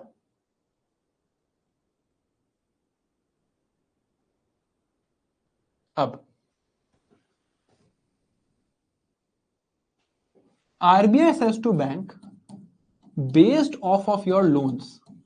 आपने जिस टाइप के लोन्स दिए हैं हमने पहले ही डिक्लेयर कर रखा है कि किस सेक्टर में कितना रिस्क है. आप अपने लोन वैल्यू को सेक्टोरल रिस्क से मल्टीप्लाई करो और एक रिस्क वेटेड एसेट्स की फिगर पे आ जाओ. In this example that figure was 4500 rupees है ना. RBI gave the first norm now, or this is the first condition under Basel norms, which is called CRAR or capital adequacy ratio. This says that the amount of capital यहां पर क्या है, banks own money. जब भी किसी company का कोई भी प्रॉफिट होता है, the profit has to be given to the shareholders of the company. RBI कहता है नहीं, आप ये प्रॉफिट दे नहीं सकते, you have to retain some of this profit in your bank account. So you will have a capital to risk weighted assets ratio. Whatever amount of profit you retain divided by your risk weighted assets should always be more than 9%. So if you have 100 rupees of risk weighted assets, you will retain 9 rupees profit in your bank, not give it to your shareholders. You will retain it in the bank. So if you have 4500 rupees of profit, you will retain 4500 rupees of risk weighted assets. You will retain 405 rupees of profit in your bank account.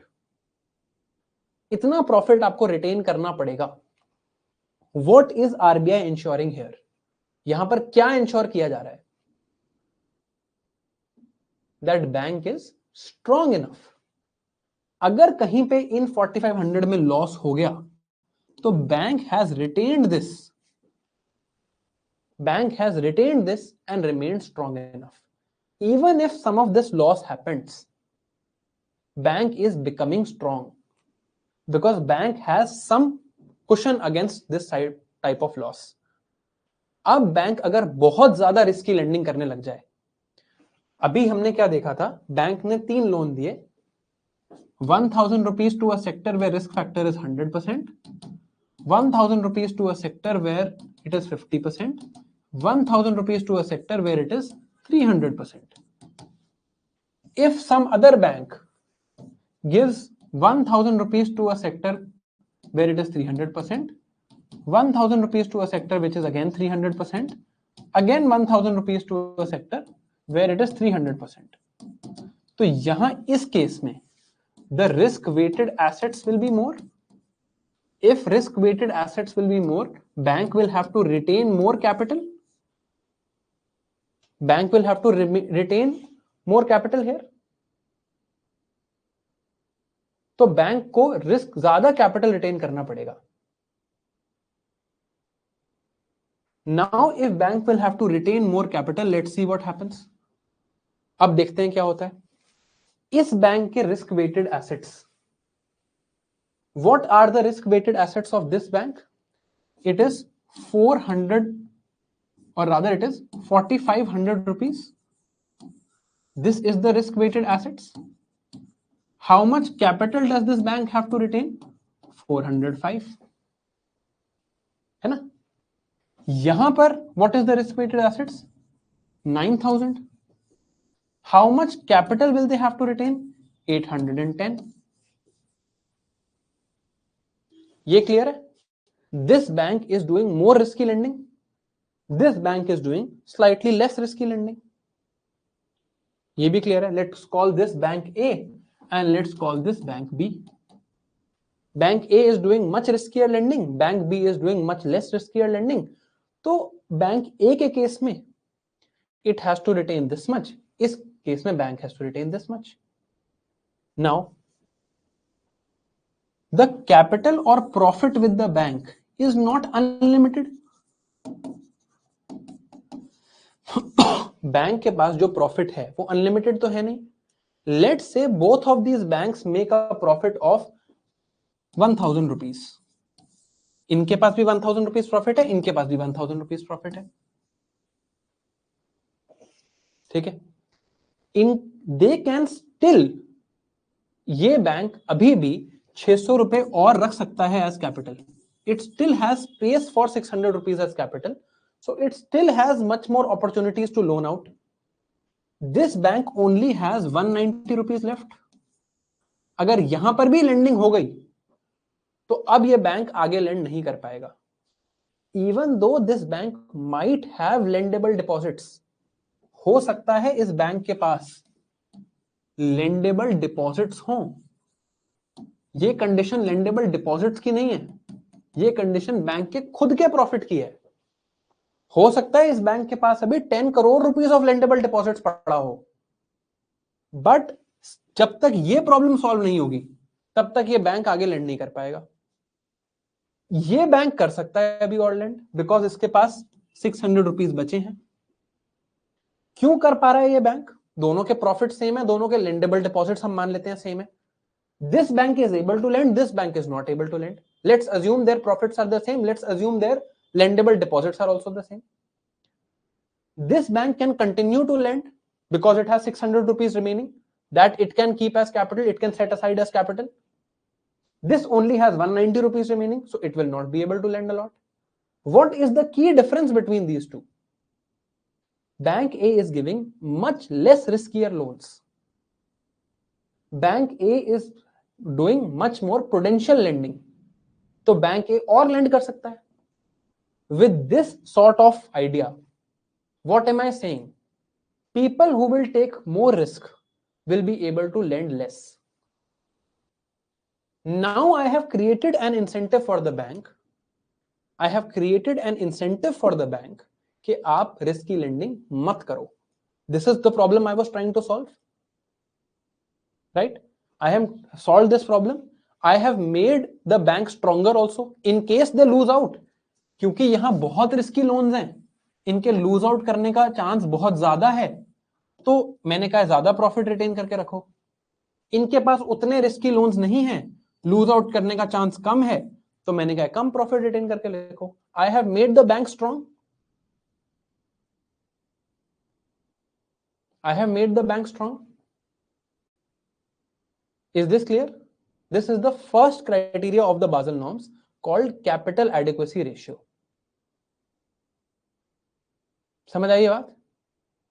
मैंने bank को strong कर दिया और risky lending के against बोल दिया, है ना? बट अभी बैंक, अभी क्या हुआ है? Bank has become strong, bank does not have share, bank has not assumed risk, bank ने कोई रिस्क अज्यूम नहीं किया है अभी, bank has just become strong, right?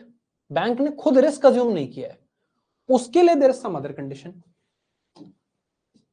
Now forget this table, इसको मत देखना अभी, ये चीज तो हमने समझ ली। Now ignore this. बैंक को आरबीआई एक और टाइप की रेगुलेशन देता है, बैंक को आरबीआई एक और टाइप की रेगुलेशन देता है, which is this was agriculture loan, this was MSME loan, this is housing loan. RBI says that based on various sectors, एक तो हमने आपको सेक्टोरल रिस्क बताया, हम आपको एक और कंडीशन देंगे called provisioning. That means the moment you give out this loan, आपने एग्रीकल्चर में एक लोन दिया, रिस्क वेटेड एसेट वाली तो एक कैलकुलेशन अलग चल ही रही है, उसको हटा देते हैं। उसके अलावा you give a loan to agriculture, you will have to set aside 10% of that loan's value, ये वैल्यू नहीं है यहां पे, इसको इग्नोर करो। 10% of that loan's value from your capital you will have to set aside as provisioning. What is provision? I have provisioned for a emergency, I have some provisions with me. Provisioning means I am setting aside some money in case there is a problem. In case there is a problem, I will set aside this money. तो bank को कहता है RBI, the moment you give an agricultural loan, you set aside 10% as provision for that loan. Provisioning for loss, provision for any sort of non-performing asset here. NPA क्या होता है अभी देखेंगे। You give a loan to MSME sector, 20% of loans value, not this value, इसको ignore करना। 20% of loans value, that is 200 rupees, you will set aside. You give housing loan, 5% of this value you will set aside. तो अब ये 350 rupees this bank has to set aside. तो अब bank पे एक और कैपिटल कंडीशन आ गई। अब आरबीआई क्या कहेगा?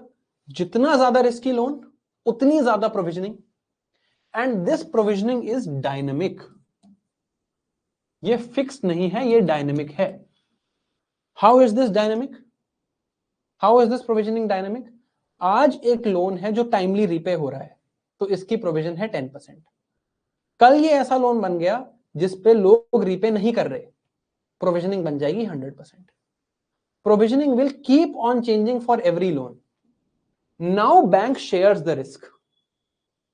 ये तो बैंक को करना ही है, capital to risk weighted asset ratio तो मेंटेन करना ही है, प्रोविजनिंग भी करनी है। Provisioning norms are also there. Now bank is also sharing the risk. Bank gives a more risky loan, provisioning will be already high. The moment a default starts here, जैसे यहां पर default start हुआ, provisioning बढ़ती जाएगी और bank को अपना profit set aside करके रखना पड़ेगा। बैंक ने मुझे लोन दिया, आरबीआई ने कहा very risky individual, provisioning is 50%। Bank ने मुझे 1000 रुपए का लोन दिया, 500 रुपए बैंक को प्रोविजन करने पड़े। The moment I start defaulting on my loan, RBI says provisioning is 100% of loan value. Keep 1000 rupees aside. You took the wrong decision of giving the wrong risky loan. Your depositors will not suffer because of it. Now bank has risk sharing also. Dynamic provisioning for loan loss. तो अगर आपका asset loss हो गया तो provisioning भी है, right? Now risk is also shared. यहां पर क्या हो रहा था, बैंक की स्ट्रेंथ हो रही थी, यहां पर क्या हो रहा था, अब रिस्क शेयरिंग भी होने लग गई।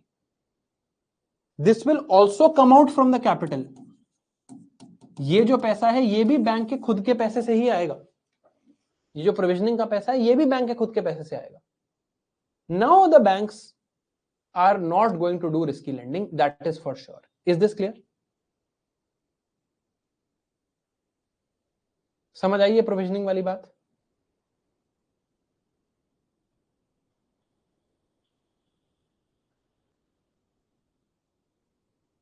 Now I have put both norms. एक नॉर्म मैंने रखी called capital adequacy ratio,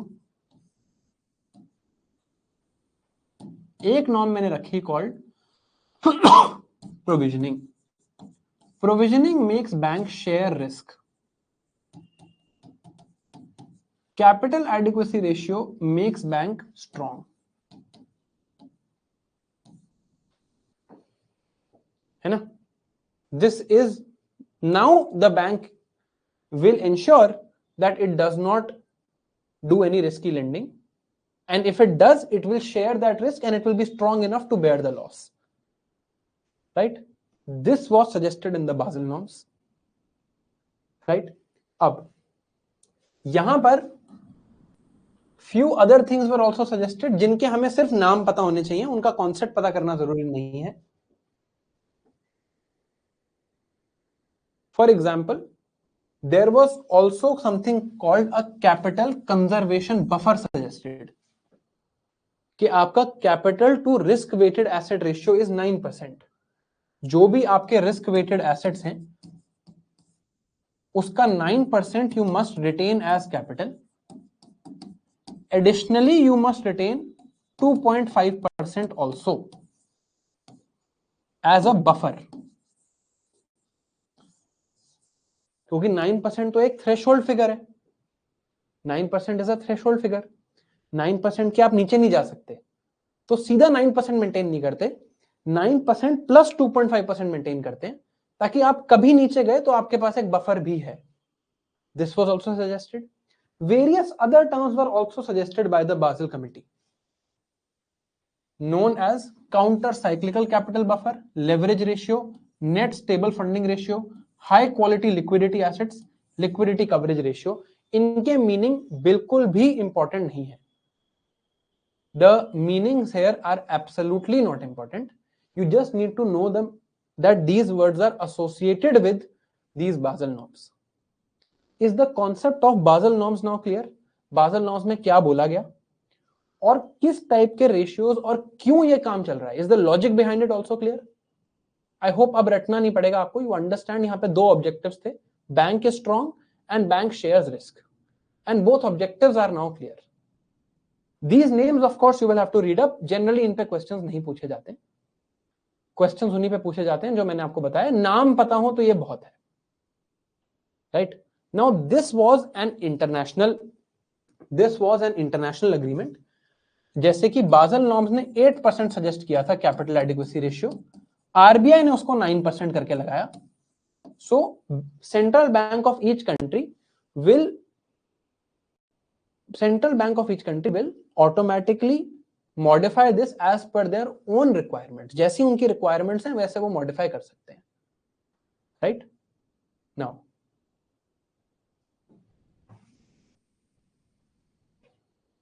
all right, now अब यहां पर एक क्वेश्चन है कि ये कैपिटल कैलकुलेट कैसे होता है.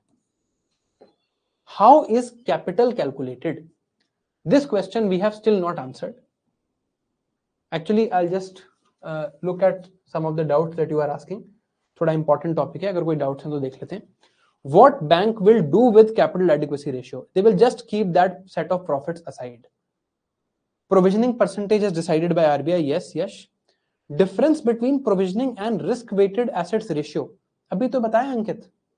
तो बिल्कुल बेसिक है. Risk-weighted assets ratio और provisioning तो same चीज नहीं है. Capital means banks own money. Yes, 100% Krishna. Right invite are also NBFC. This is not the topic we are doing, Tushar. Answer is yes, but please don't ask questions on that yet. उस पे आएंगे तो पूछ लेना. How will RBI check whether banks follow these norms? No, you don't need to worry about this. Why bank B can't lend 190? Sir, what was that skin? यार ऐसे questions मत पूछो यार.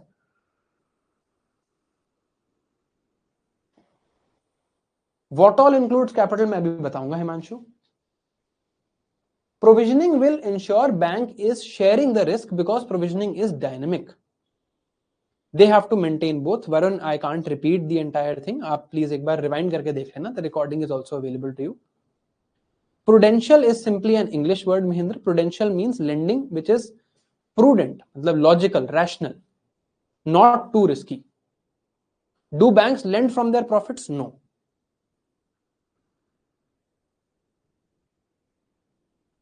Thank you, Aditya.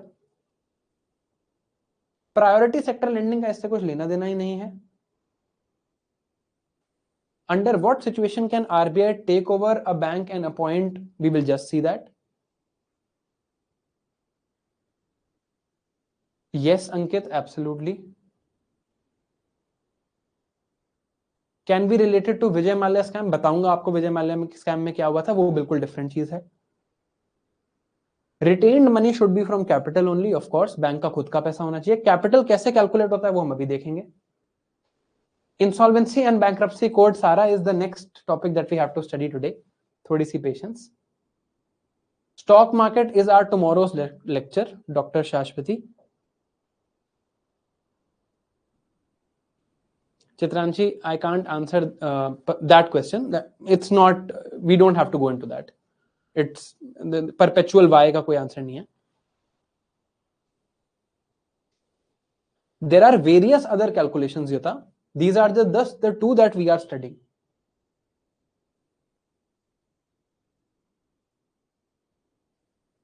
Provisioning amount is not from loan amount, Rachel. Provisioning amount is from capital. I told you all the regulations have to be on banks' own money, right? Thank you, Varun. Capital should be in cash format or other. अभी capital पे तो हम आए ही नहीं है. How is capital calculated?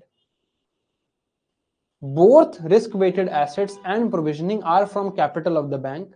How is capital calculated? We have not studied yet.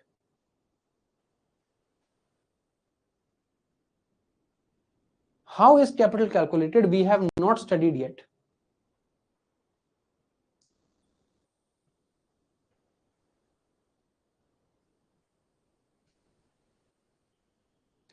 ठीक है.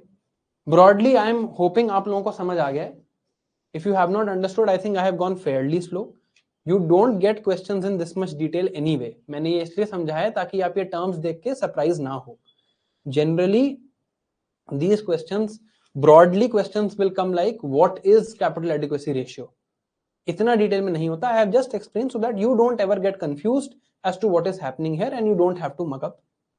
I hope broadly it is clear to you. I want to now move on to tell you what is capital and how is capital calculated. ये जो हम सारी बात कर रहे हैं, that from the bank's own money, you will do some provisioning. You will also, from your own money, maintain a capital adequacy ratio. This will ensure that you are strong and this will ensure that you are sharing risk. Right? Is this clear? यहां तक clear हुआ? Is this much clear?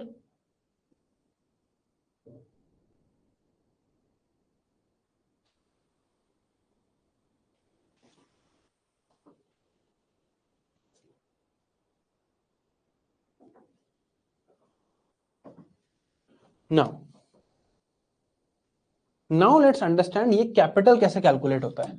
What is this capital? Capital is actually calculated in two tiers, tier 1 and tier 2. Bank का जो भी capital होता है उसको हम दो तरह से कैलकुलेट करते हैं, टीयर 1 एंड टीयर 2 कैपिटल.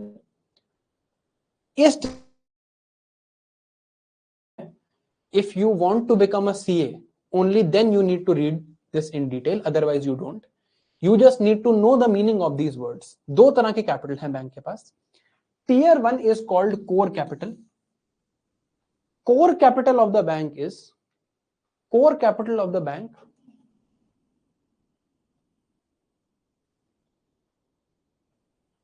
चल रही है यार वीडियो, ऐसे बीच में कमेंट मत किया करो. I can see it working, है ना. Core capital of the bank is money that is permanently and easily available to the bank. You are 100% sure that it is your money. It is permanently available to you, easily available to you. That is core capital of the bank. Core capital. Tier 2 is available in case the bank is winding up. Only in case that the bank को बंद करना पड़ रहा है तभी ये tier 2 capital available होगा. Otherwise tier 2 capital is not available. Tier 1 capital is always available to the bank. Tier 1 में आ गया जैसे कि profits. Tier 2 में आ गया let's say something that the bank has to sell off to obtain this money. इस detail में हमें जाने की जरूरत नहीं है. We just need to know that there is tier 1 capital and tier 2 capital. Both are considered together. जो ये capital है बैंक का, it is tier 1 capital and tier 2 capital both. tier 1 capital हम डिटेल में देखेंगे क्या क्या होता है. We will see it. tier 1 and tier 2 capital मिला के कैलकुलेट होता है. इस कैपिटल से बैंक को प्रोविजनिंग करनी है और इस कैपिटल से बैंक को कैपिटल एडिक्वेसी रेशियो मेंटेन करना है. और भी जो ये कुछ वर्ड्स हैं, counter cyclical capital buffer, leverage ratio, net stable funding ratio, ये सब भी बैंक को मेंटेन करना है from the banks own capital. This is the idea of Basel norms.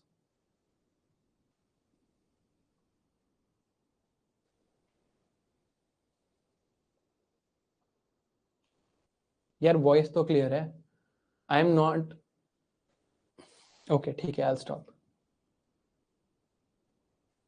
यार वॉइस तो क्लियर है. I'm not saying anything that you won't understand.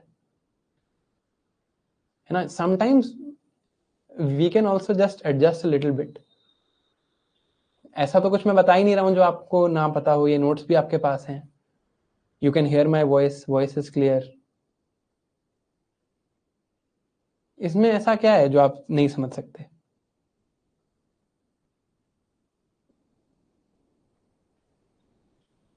है ना. ठीक है, I'll wait. Tier 2 capital and tier 1 capital both are counted together. हमें इसकी distinction नहीं देखनी. We just have to see. We don't have to see the distinction between these two.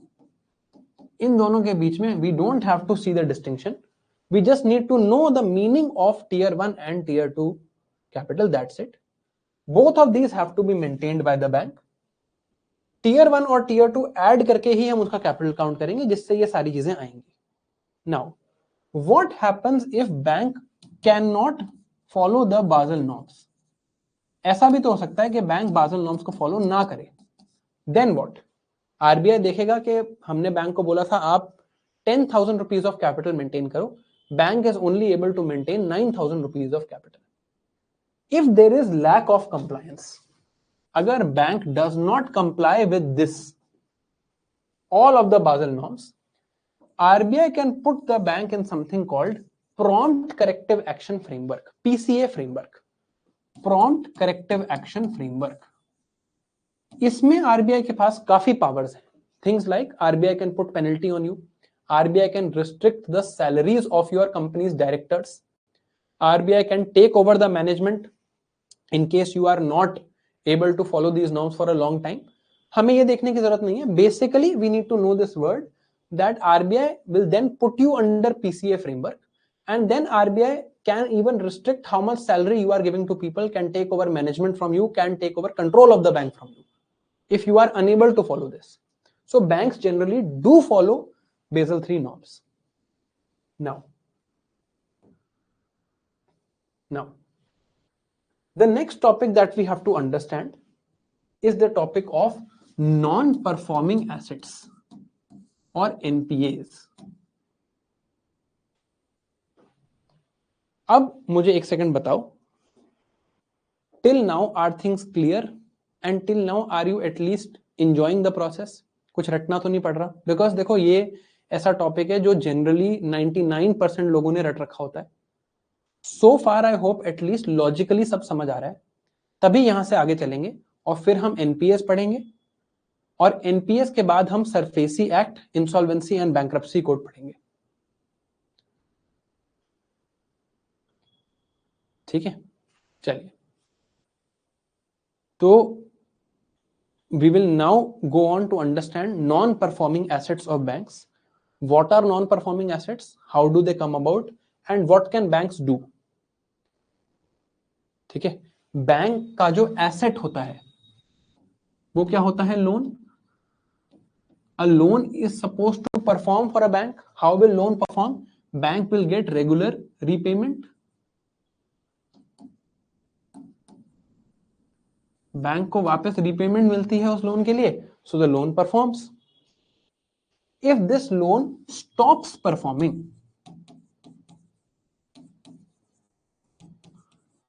loan stops performing, then it is known as non-performing asset. अब हम NPA देखेंगे. Basically when there is no repayment,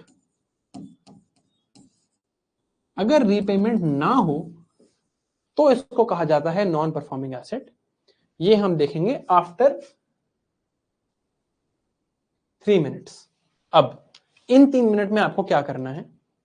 मैंने आपको बता दिया कि हमें NPS पढ़ना है. You have 3 minutes. In these 3 minutes your job is, मैंने आपको एक बार पहले भी मॉनेटरी पॉलिसी कमेटी वाले टॉपिक में आई थिंक मैंने आपको करके दिखाया था कि जब भी कोई टॉपिक पढ़ना हो तो उसको मैप आउट कैसे करते हैं अपने दिमाग में. In these 3 minutes map out this topic of NPA, कि एनपीए में आप क्या क्या पढ़ना चाहोगे. मैंने आपको ये मॉनेटरी पॉलिसी कमेटी में करके दिखाया था. Do this for NPAs in 3 minutes. I will be back after 3 minutes, then we will continue with NPAs and further. चलो.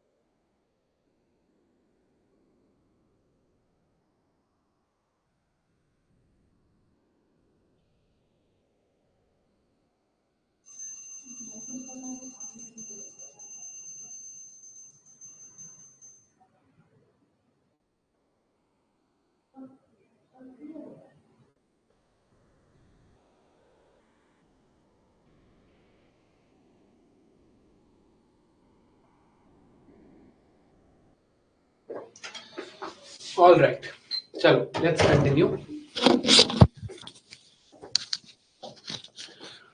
What is NPA? Challenge phase NPA, way out. Who owns it?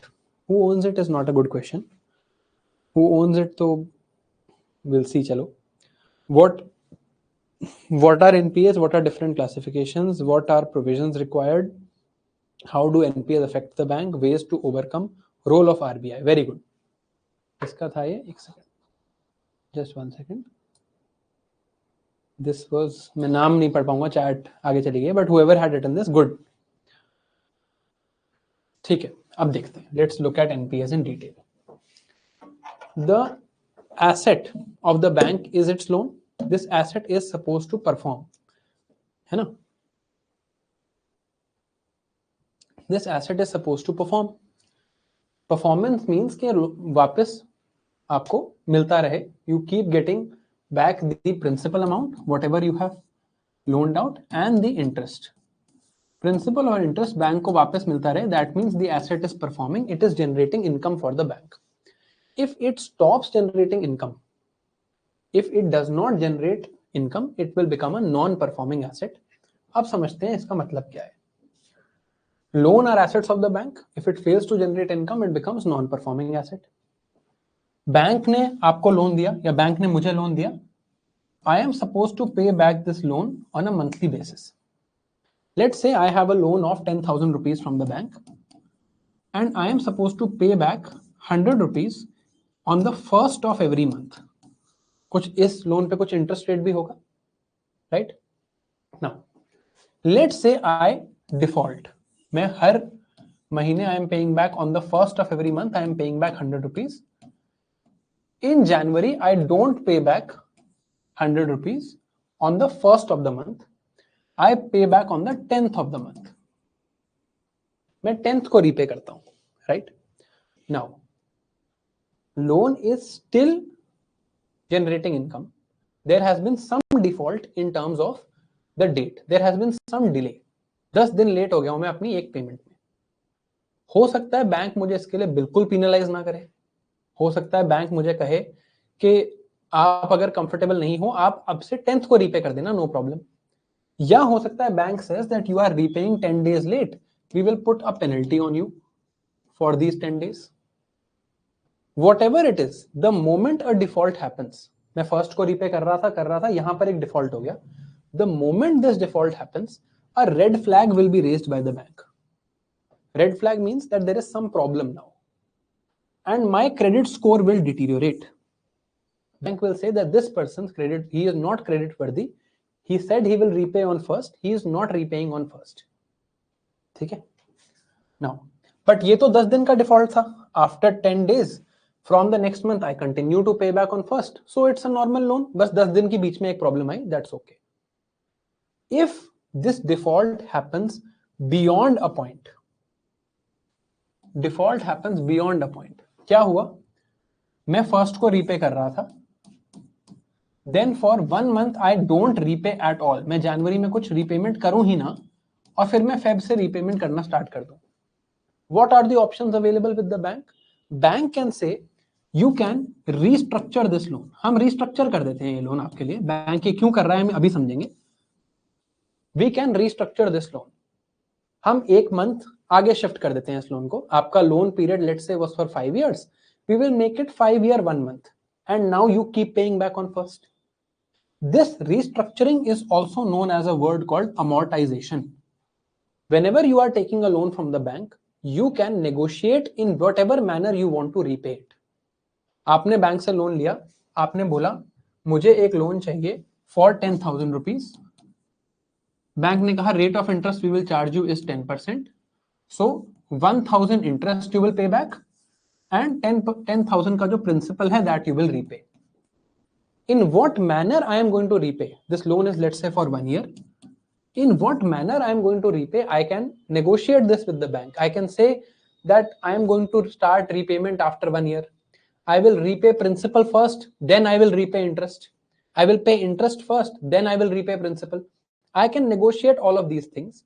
This restructuring or this structuring of the loan is called amortization. You can do your amortization and negotiate with the bank as to how you wish to repay. ठीक है. Now, जब तक default एक point से ज्यादा नहीं है, 5 दिन का 10 दिन का डिफॉल्ट है, till then there is no issue. Beyond a point, if default happens, then the classification of NPA start. Let's see what that beyond a point is. This is that beyond a point. I am repaying that loan. Till 30 days, I don't do any repayment. Till 30 days, I don't do any repayment. Neither मैं principal repay कर रहा हूँ, ना interest repay कर रहा हूँ, मैं कुछ repay नहीं कर रहा. For 30 days, I do no payment back. Then my account will now be called Special Mention Account Type 1, SMA 1. It is still not NPA. I might pay back after 1 month. 30 continuous days I have defaulted on my payment. It will now be called Special Mention Account 1. Then 30 more days pass. Now it has been 60 days. For 60 continuous days, I have not repaid anything. Now it is called SMA 2, Special Mention Account 2. अभी भी मैं repay नहीं कर रहा हूँ. I can, हो सकता है 60 days बाद मैं repay करना start कर दूं. Things will be normal. Loan will be restructured. For 90 continuous days, I have not repaid a loan. For 90 continuous days, I have not repaid a loan. Then this loan will be called a non-performing asset. For 90 continuous days, I don't do any repayment on my loan. Now bank will say that this asset is no longer performing. ये asset अब perform नहीं कर रहा है. Now, for 1 year, my loan continues to fall into non-performing asset category. Non-performing asset की definition क्या है? 90 continuous days तक मैंने repay नहीं किया. Then in the next 1 year, I don't do any sort of repayment. Now for 1 year, my loan has been in NPA category. NPA for 1 year. If my loan remains NPA for 1 year, it is called a substandard asset. It is no longer a standard asset, no longer a good enough asset. It is called substandard asset. Now, even after 1 more year, एक और साल निकल जाता है and still I don't repay anything. My account is now classified as substandard asset.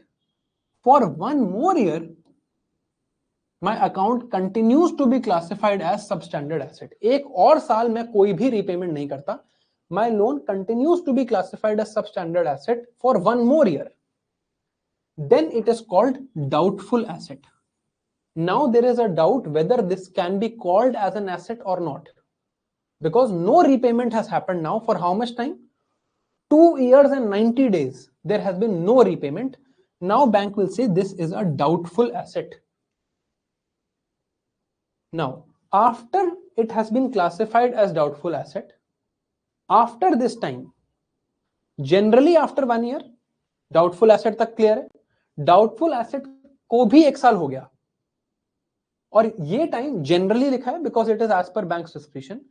Bank can call this a loss asset. Loss asset meaning that this is a loss, this is no longer an asset for us, this is called loss asset. ये जो time है, ये this does not have a standard classification. Bank at any time on their discretion can call a non-performing asset as a loss asset. वो हो सकता है पहले दिन पे ही कह दें लॉस एसेट है, मेरी कंडीशन देख के कि नहीं ये रीपे नहीं हो सकता. Other than this term loss asset, every other term has a standard meaning. बाकी हर टर्म का एक स्टैंडर्ड मीनिंग है. Special mention account 1, SMA 2, NPA, substandard asset, doubtful asset, all of these have a standard definition. Loss asset does not have a standard definition. Bank can call this a loss asset at any time after it becomes an NPA. Why bank calls it a loss asset, we will see. Is this classification clear? कब इसको non performing asset बोलूंगा, कब SMA, कब SMA 1, कब SMA 2, इनका difference क्या होता है वो हम अभी देखेंगे. Just is this classification clear? This basic classification, is it clear? अब let us first understand why bank will ever call it a loss asset. इसका मतलब क्या है? Why does bank ever call it anything called loss asset? और what does it actually mean? Bank ने कहा that this is a loss asset. It is no longer an asset.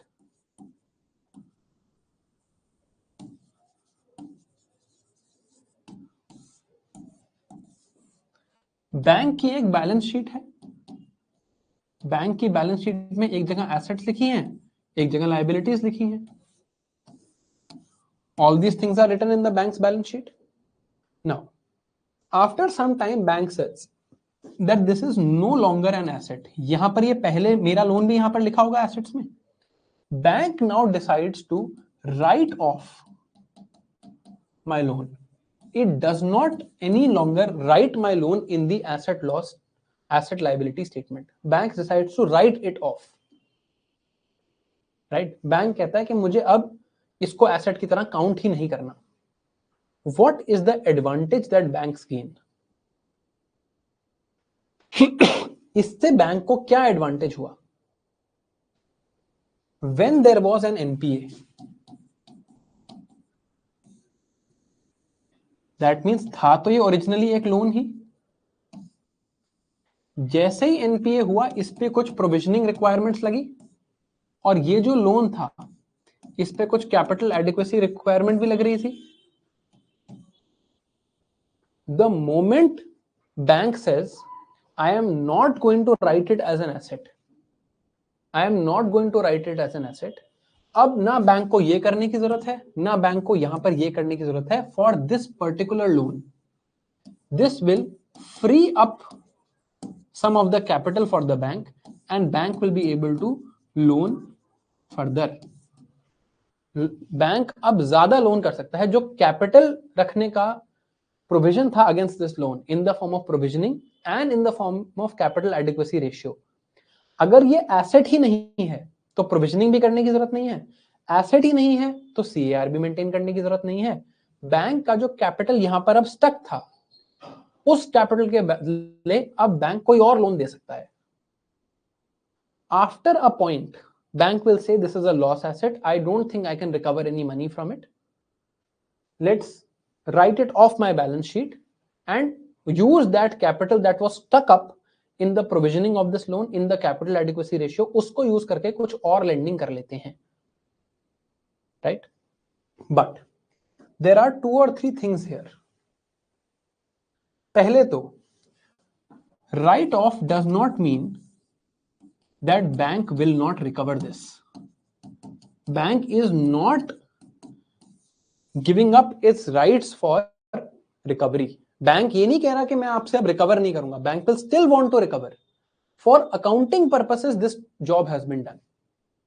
Only for accounting purposes bank has done this. Bank ये नहीं कह रहा मैंने right off कर दिया तो अब मैं आपसे रिकवर नहीं करूंगा. Bank will still try to recover from me, but bank has written off for accounting purposes, ताकि बैंक का कैपिटल कुछ तो फ्री हो. यहां से जो कैपिटल फ्री होगा उससे बैंक और लोन्स दे सकता है. This is the first thing, right. There is another thing that a bank has an option of. Bank can come to me and say your loan was 10,000 rupees. Your interest was 10%. Do you think you will be able to repay 5,000 rupees? I will say, okay, I will repay 5,000 rupees. What is this? Bank has taken a loss of 5,000. Bank ने 5,000 का loss उठा के कहा कि कोई नहीं, आप 5,000 तो वापस करो, 10,000 तो आप नहीं कर पा रहे हो, at least retain, give us 5,000 back. This process is called haircut. Bank has taken a haircut. ये बैंक क्यों करेगा? 10,000 रुपीज का लोन था, लेट्स से 100% प्रोविजनिंग थी, तो बैंक को 10,000 रुपीज कैपिटल रखना पड़ रहा था. नाउ व्हेन 5,000 रुपीज का लोन है, 100% ही प्रोविजनिंग है, तो बैंक को 5,000 रुपीज ही कैपिटल रखना पड़ रहा है. 5,000 rupees of capital got freed up. 5,000 rupees capital got freed up for the bank. Bank can now loan more. Right? So this is one option. Thirdly, bank can say, your loan was 10,000 rupees at 10%. Can you pay back 10,000 rupees at 4%? यहां पर bank ने क्या किया? Bank ने restructure कर दिया. Bank has now restructured my loan. So bank has various options. Bank can write off. Bank can say we will take a haircut or we will take a loss. Bank can restructure my loan. All these three options are available to the bank.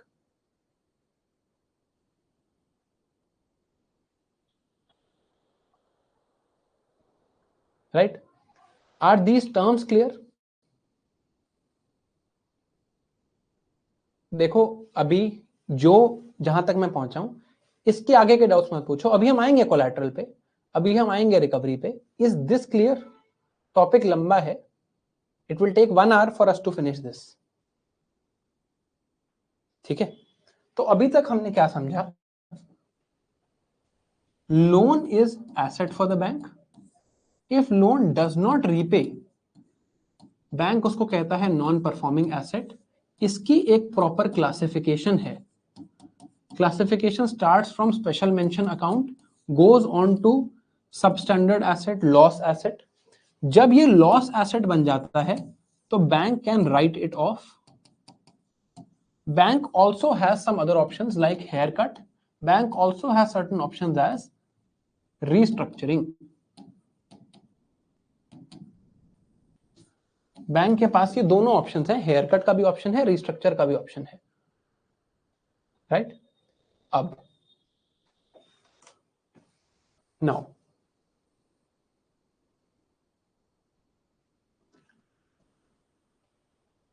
अगर bank ने right off कर दिया, there will be no longer need of provisioning. This frees capital up and banks can lend more. If banks recognize this as loss asset, they will say that after taking all possible measures to recover this, I am writing it off, I am recognizing this as loss. At least this allows the bank to do certain business in future. Bank also has the option of doing a haircut and reduce the value of its asset. पहले loan उसका 10,000 rupees का था, अब वो कहता है ये loan हम सिर्फ 5,000 का ही मानते हैं. We will do a haircut. All these options are available to the bank. Now,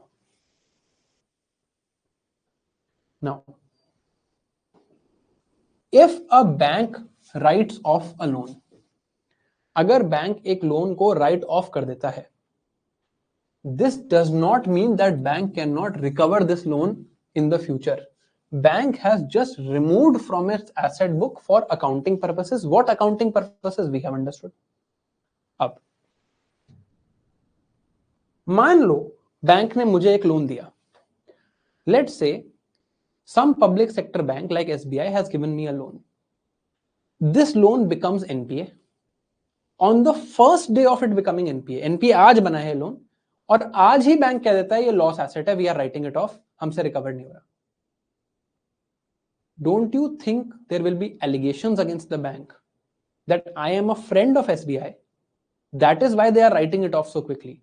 They are not even trying to recover it from him. अगर बैंक 3 साल तक कोशिश करता है, उसके बाद भी मैं कुछ रीपे नहीं करता हूं, then it is understandable. Then you will say okay. But अगर पहले ही दिन बैंक मुझे हेयर कट दे दे, पहले ही दिन बैंक मुझे रिस्ट्रक्चरिंग दे दे, पहले ही दिन मुझे बैंक कहे कि लॉस एसेट है, राइट ऑफ कर रहे हैं, it will obviously appear to you that there is some collusion or corruption here, and now RBI will investigate.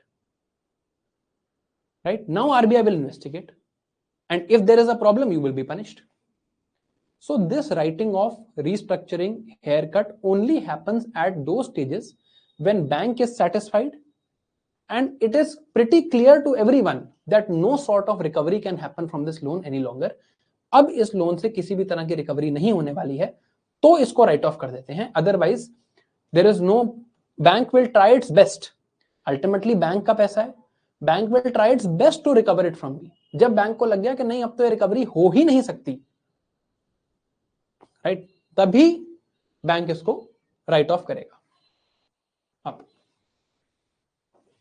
NPS में एक क्वेश्चन जो आप में से कई लोगों ने मिस किया, व्हाई डू एनपीएस हैपन? ये ऐसी कंडीशन आती ही क्यों है? Why does this condition come that people are unable to repay? लोग क्यों नहीं कर पाते repay? This you have to tell me now. कहां क्यों आती है ये प्रॉब्लम?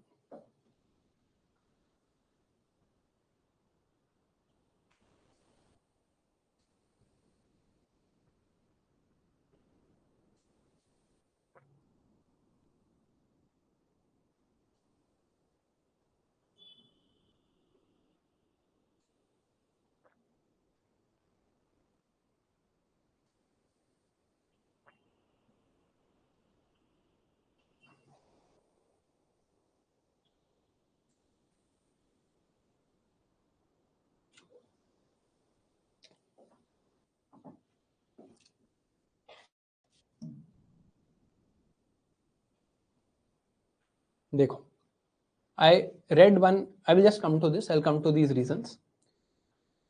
देखो, एक क्वेश्चन किसी ने पूछा कि जो ये प्रोविजनिंग हुई थी, ये प्रोविजनिंग ही एनपीएस के चक्कर में थी. अगर अब बैंक ने एनपीए को राइट ऑफ कर दिया तो प्रोविजनिंग का पॉइंट ही क्या हुआ? When bank is writing it off, bank is removing an asset from its sheet. Bank is recognizing that there has been loss. Bank is taking the loss for your loan. That is why bank does not do it very easily. Ultimately, अगर balance sheet में एक asset हटेगा, अगर एक asset आपका कम होगा, तो कोई ना कोई तो उसका लॉस उठाएगा. बैंक कह रहा है हमारा लॉस है, we are the ones who are taking up this loss. Loss तो बैंक ले ही रहा है, क्योंकि बैंक ने आपका पैसा लोन किया, आपको तो इंटरेस्ट बैंक पे कर ही रहा है, मैं इंटरेस्ट पे नहीं कर रहा बैंक को.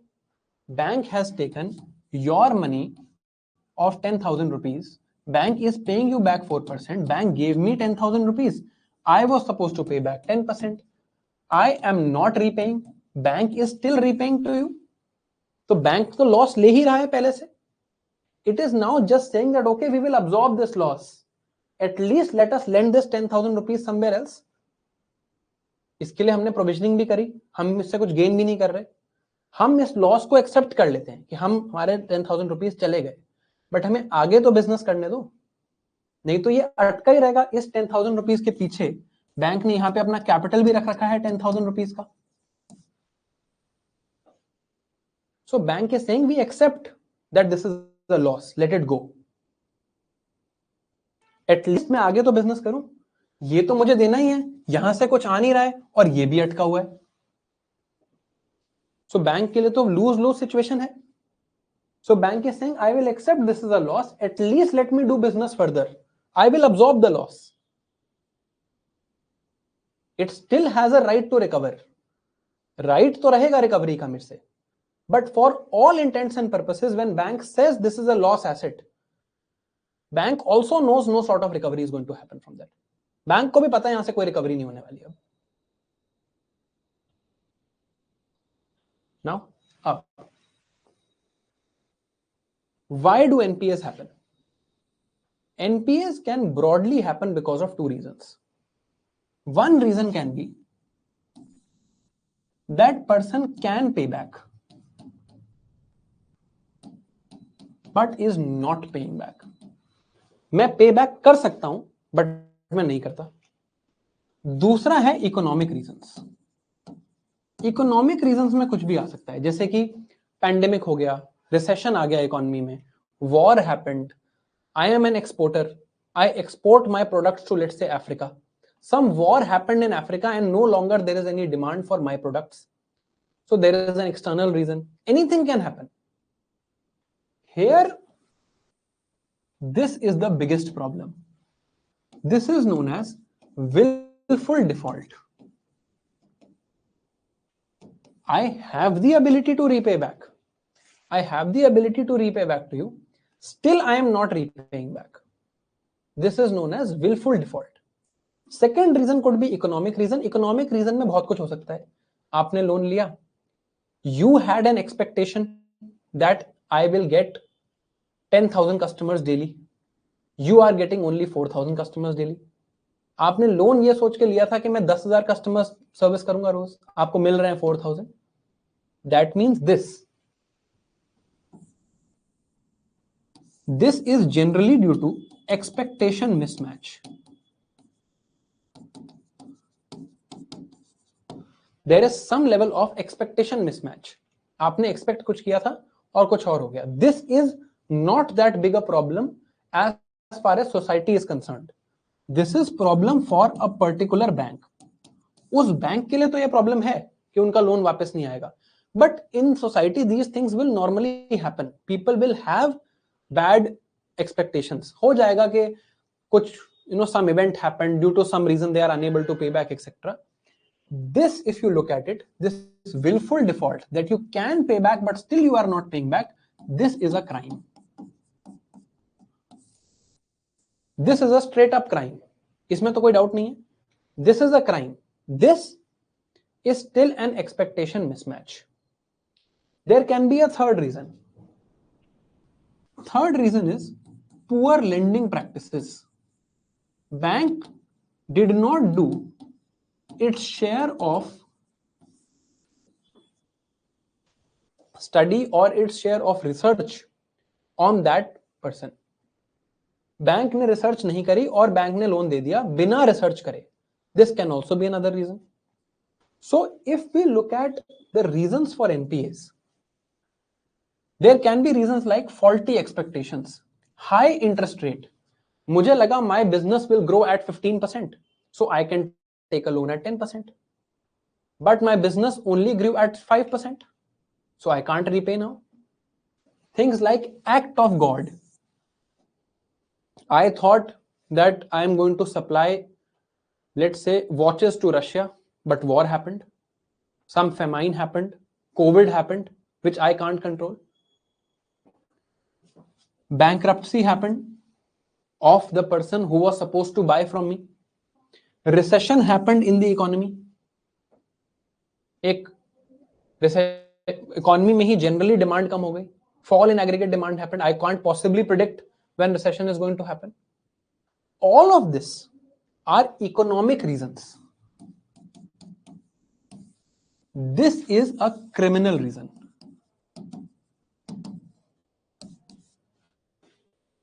So we classify the reasons for NPA as either willful default or non-willful default. Non-willful है आप अपना बेस्ट ट्राई करके भी पे नहीं कर पा रहे हो. Willful default is आप कर सकते हो, still you are not repaying. This is an economic reason versus a criminal reason. If you look at the conditions for willful default, what sort of things come under willful default? इसके examples देखते हैं. One is diversion from purpose.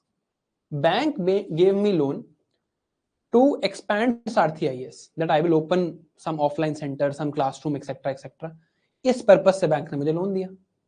मैंने जाके उसकी एक गाड़ी खरीद ली, I bought a luxury car, that is what diversion from purpose of loan. जो मुझे जिसके लिए लोन मिला था मैंने उसके लिए वो पैसा यूज नहीं किया। Bank can not look at every customer and check whether they are actually following the terms and conditions. Bank assumes that you will follow the terms and conditions. Now if you have done such diversion, this is willful default.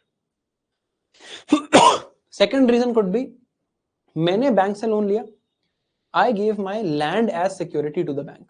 Bank said, okay, you can take the loan, and this security that you have, this security we will keep and we will sell when the time comes. Now through fraud, I sell off this land. Papers bank के पास हैं. I gave bank the falsified papers, and through fraud, I am able to sell this off. Now this is willful default. This is knowingly default. It is not due to faulty expectations of economy. I am doing a crime. Then it is called willful default. Willful default is bad for the bank. किसी भी तरह का default is bad for the bank. Bank के तो पैसे जा रहे हैं. Willful default is also bad for the banking system in general. जो ट्रस्ट है हमारा बैंकिंग सिस्टम से वो हटता है. सो फॉर बैंक, डिफॉल्ट चाहे विलफुल हो चाहे नॉन विलफुल हो, बैंक के लिए तो दोनों सेम ही हैं. बैंक को क्या फर्क पड़ता है, बैंक को तो पैसे नहीं मिल रहे अपने. But if we look at the banking system, wilful default is actually considered a crime against the society. अगर आपने इकोनॉमिक फॉल्स एक्सपेक्टेशंस हो गई, that's okay, that can happen in a business environment. But crime against society is that you do wilful default, जानबूझ के आप default करो. To counter this sort of willful default and to counter people who run away from the country after doing such willful default, the Fugitive Economic Offenders Act of 2017 was passed. Fugitive means you have gone away, run away from the jurisdiction, and you are an economic offender. If you do willful default, you are an economic offender. If you do a scam, you are an economic offender. If you don't repay a loan because of economic reasons, you thought I will open a business did not work well, recession आ गया, pandemic आ गया, earthquake आ गया, you cannot be put under jail. आपको jail में नहीं डाला जाएगा because आपने कुछ criminal activity नहीं किया. You have not done a crime. You have just failed in your business, which has happened to so many people. यहाँ पर what you have done is a crime. So if you run away from the country after doing such crime, economic crime such as willful default, then Fugitive Economic Offenders Act is now applicable on you. What is the key feature of this act? इसको समझते हैं. इसको समझने के लिए we will have to understand two concepts. One is unlimited liability and one is limited liability. ध्यान से सुनना please. Listen to it carefully to understand what this means. One is unlimited liability, one is limited liability. I own a shop. ठीक है, let's say I have a shop. I took a loan to expand this shop. मैंने loan लिया shop को expand करने के लिए. I have a shop, let's say in Gurgaon.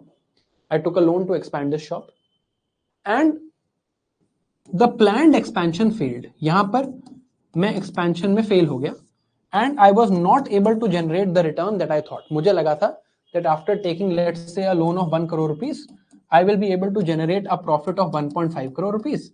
I will easily pay back the loan and keep some money with myself. I took a loan of 1 crore rupees. I was able to only generate 50 lakh rupees. Now, in this case, now I will not be able to repay the loan. मेरे पास 50 लाख रुपए, मैं loan repay नहीं कर पाऊंगा, of course, right? In this case, I have unlimited liability. Unlimited liability means bank can come to me and bank will say, we will possess your car. We will come and sell your car. From your car, we will retain we will recover whatever money we can. We will sell some of your furniture, we will sell some of your TVs, etc. from your house, and whatever money we can recover, we will recover to get to this point. Have I failed or has my shop failed? My shop has failed. My shop has failed to expand. But in this case, I have unlimited liability for my shop. Regardless of whether my shop has failed, I am the one who is ultimately deemed responsible. And even my other assets like my car, my house, whatever, even those assets can be sold off to repay this loan. Is this clear? मेरी shop के लिए मैंने loan लिया, shop failed, they can take possession of my shop, shop से भी loan की recovery नहीं हुई, 1 करोड़ रुपीस रिकवर करने थे, नहीं हुए रिकवर, तो मेरा घर भी पोजेस कर लिया बैंक ने, and then they did the recovery. There is unlimited liability. जब तक ये पैसा रिकवर नहीं होगा, मेरे एसेट्स बैंक सेल करता रहेगा. This is normally in case of small businesses, this type of thing happens. Is this clear? ये अनलिमिटेड लायबिलिटी वाला कॉन्सेप्ट क्लियर हुआ?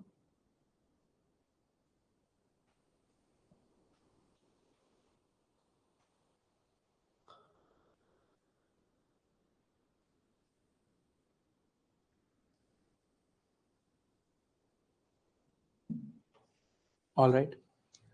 Now let us look at the case of limited liability.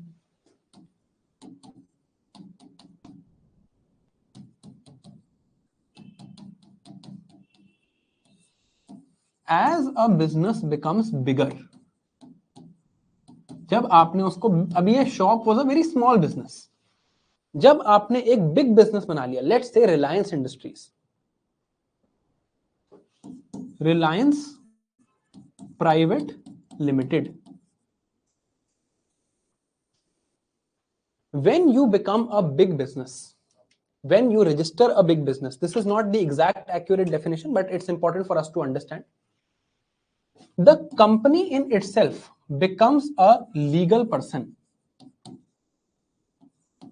For the purpose of law, this company is considered a separate person by itself.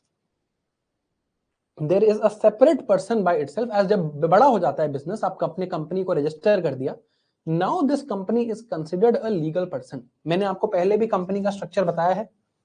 What is the structure of any company? A company structure is that there is a brain of the company, which is board of directors. Company के जो founders हैं, they are the owners of the company. They will appoint the board of directors. Board of directors will take decisions. The board of directors will appoint certain executive officers who will be responsible for execution. One of these officers is chief executive officer. He is sort of the hands of the company. Okay, ये हमने पहले भी discuss किया है. When the company becomes too big, then after registration, the company is seen as a separate legal entity. Now this company takes a loan. This company, let's say XYZ Private Limited, this takes a loan. इस XYZ Private Limited ने एक loan लिया. Now this XYZ Private Limited is not able to repay this loan. Now the liability will be limited to the company itself. Now you can't go to the owners and say कि मैं आपका घर, गाड़ी वगैरह, घड़ी बेच के मैं पैसे रिकवर करूंगा. The loan was taken by the company. The company will be considered a legal person, separate from the owners. Owners are different, company is different. Company को for the purpose of law, we will consider a person. एक इंसान की तरह माना जाएगा. इस case में क्या हो रहा था? I have taken a loan for my shop. My shop is not the person who is taking the loan. But in this case, company is taking the loan. company will be considered a legal person. You cannot go now and say that we will take money from them. Company के खुद के assets होंगे, आप company के assets बेच के जितनी recovery कर सकते हो कर लो, इन पे नहीं डिपेंडेंट हो आप. You can not go, the liability is not unlimited, the liability is limited to the point of the company. Company is the person who is taking the loan. You are not sanctioning loan to owner of the company. You are sanctioning loan to company. Company is that person. Is this clear? ये समझ आई बात? क्या difference है यहां पे?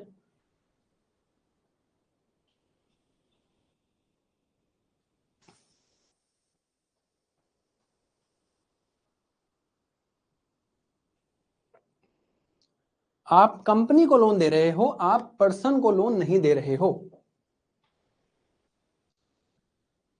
Right?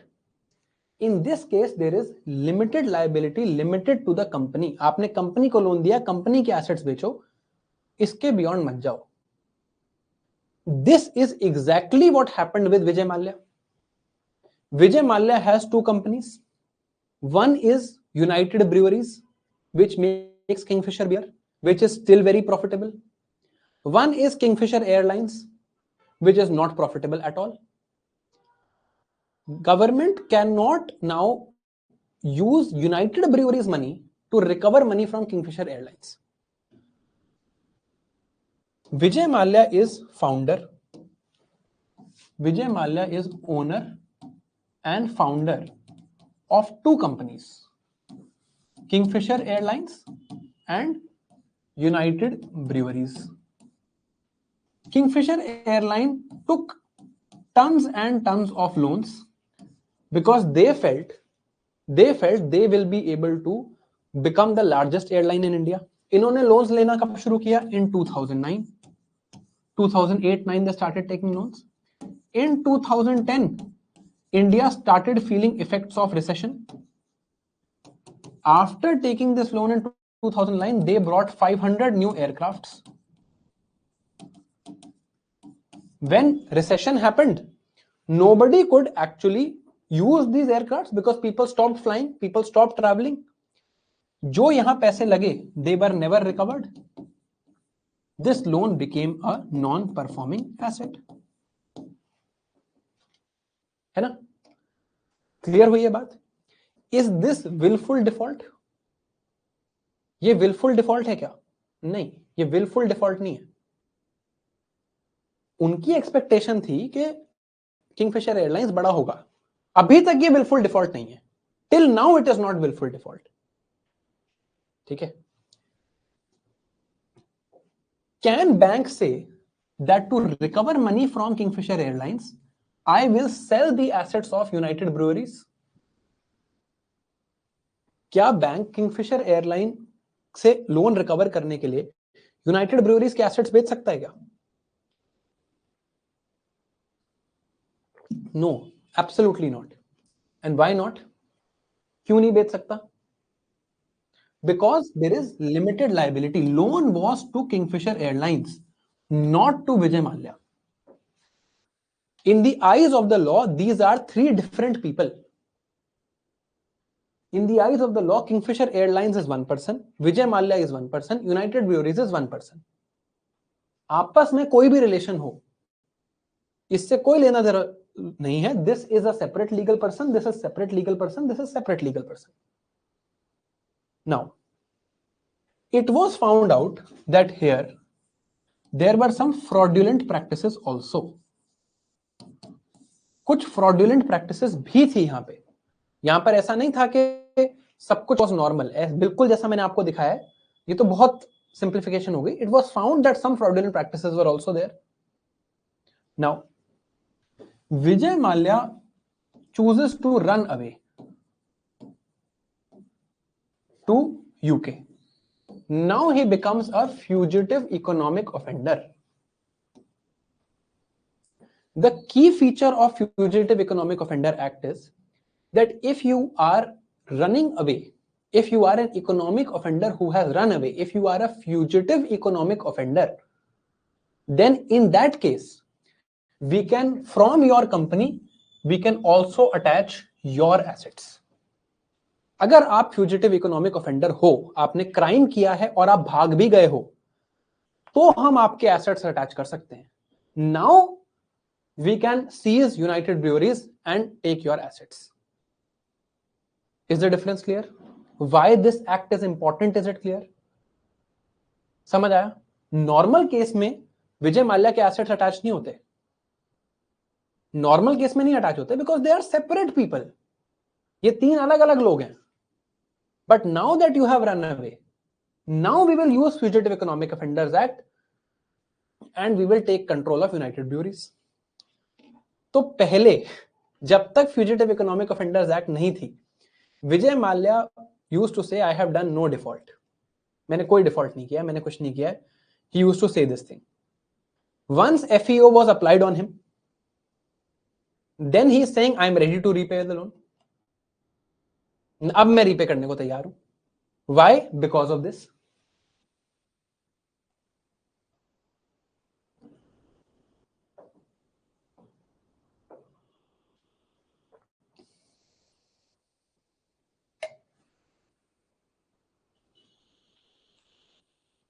Why other countries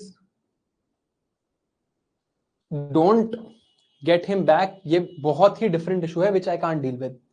ना I can't teach you all of this here.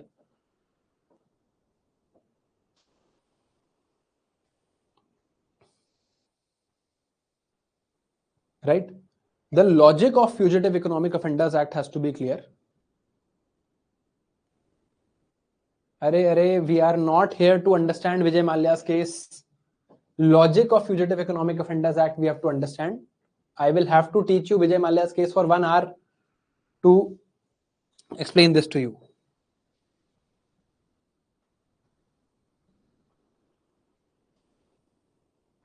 Somebody is asking why he tweets only on holidays. Arey, how do I know why he tweets on holidays? ये नहीं समझना चाह रहे थे हम, ये नहीं समझना था हमें, ये समझना था यार. ये समझ लिया ना?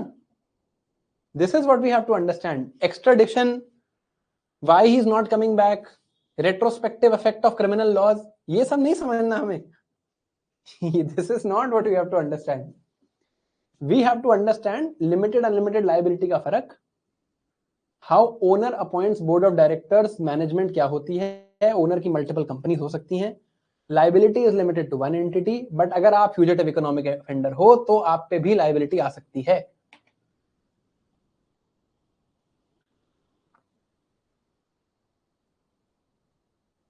ठीक है?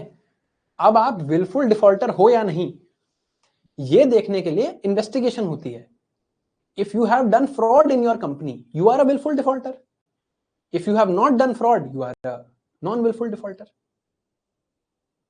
Somebody is saying Arnab Modi case, पहले तो वो नीरव मोदी है यार. Yes, his name is Nirav Modi. That is a different case. ठीक है?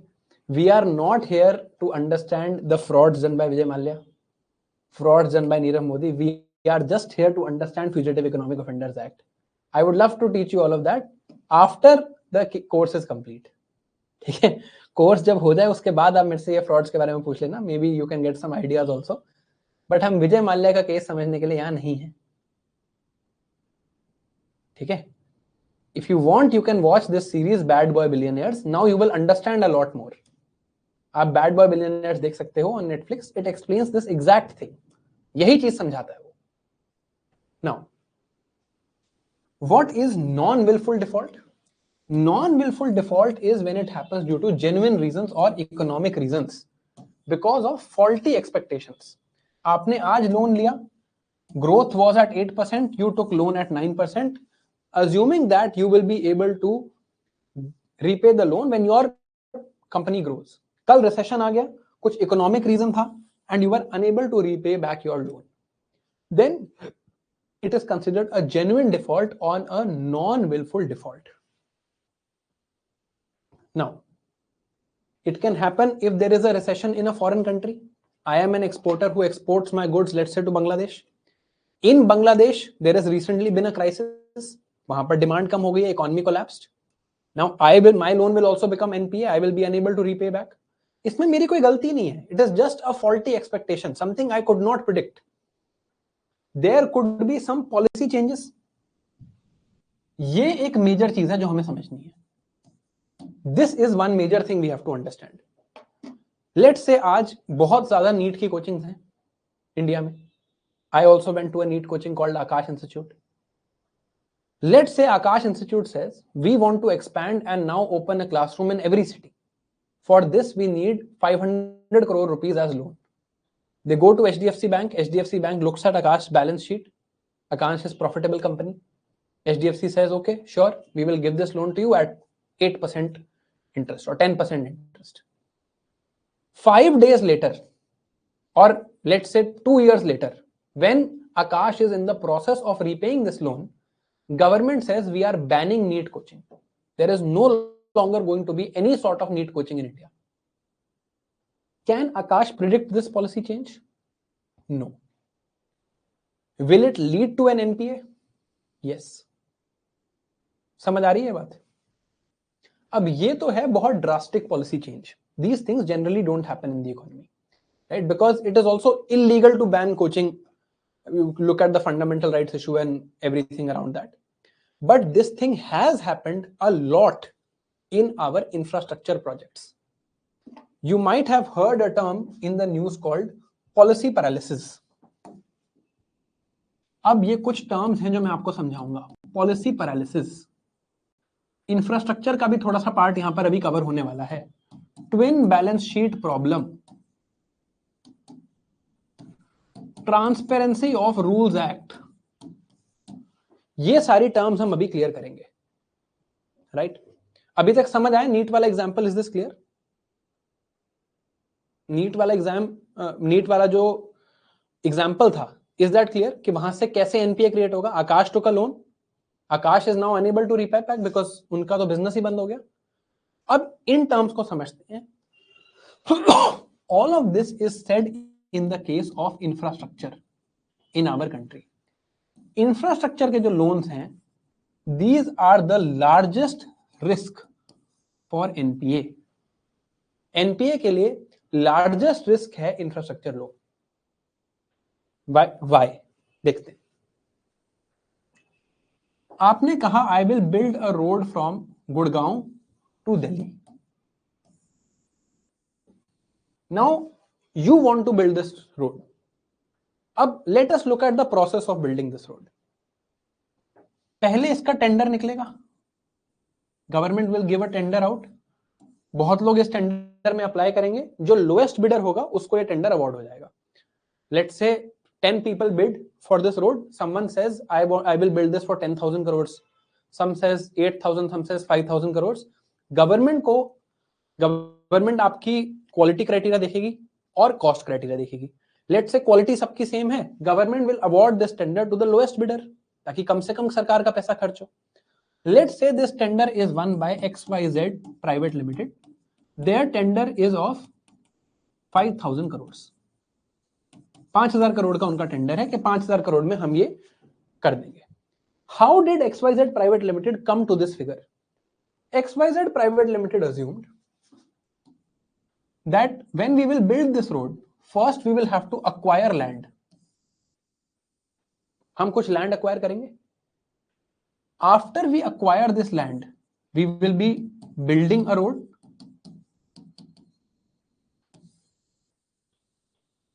Then they said that once this land is acquired and road is built, then we are assuming that every day 10,000 vehicles will ply on this road. From each vehicle we will charge 100 rupees in toll.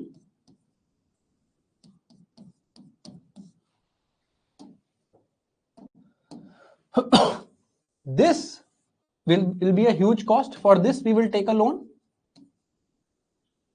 This loan will have certain interest that we will have to repay, let's say over 50 years. हम एक loan लेंगे. This is the money we are going to make.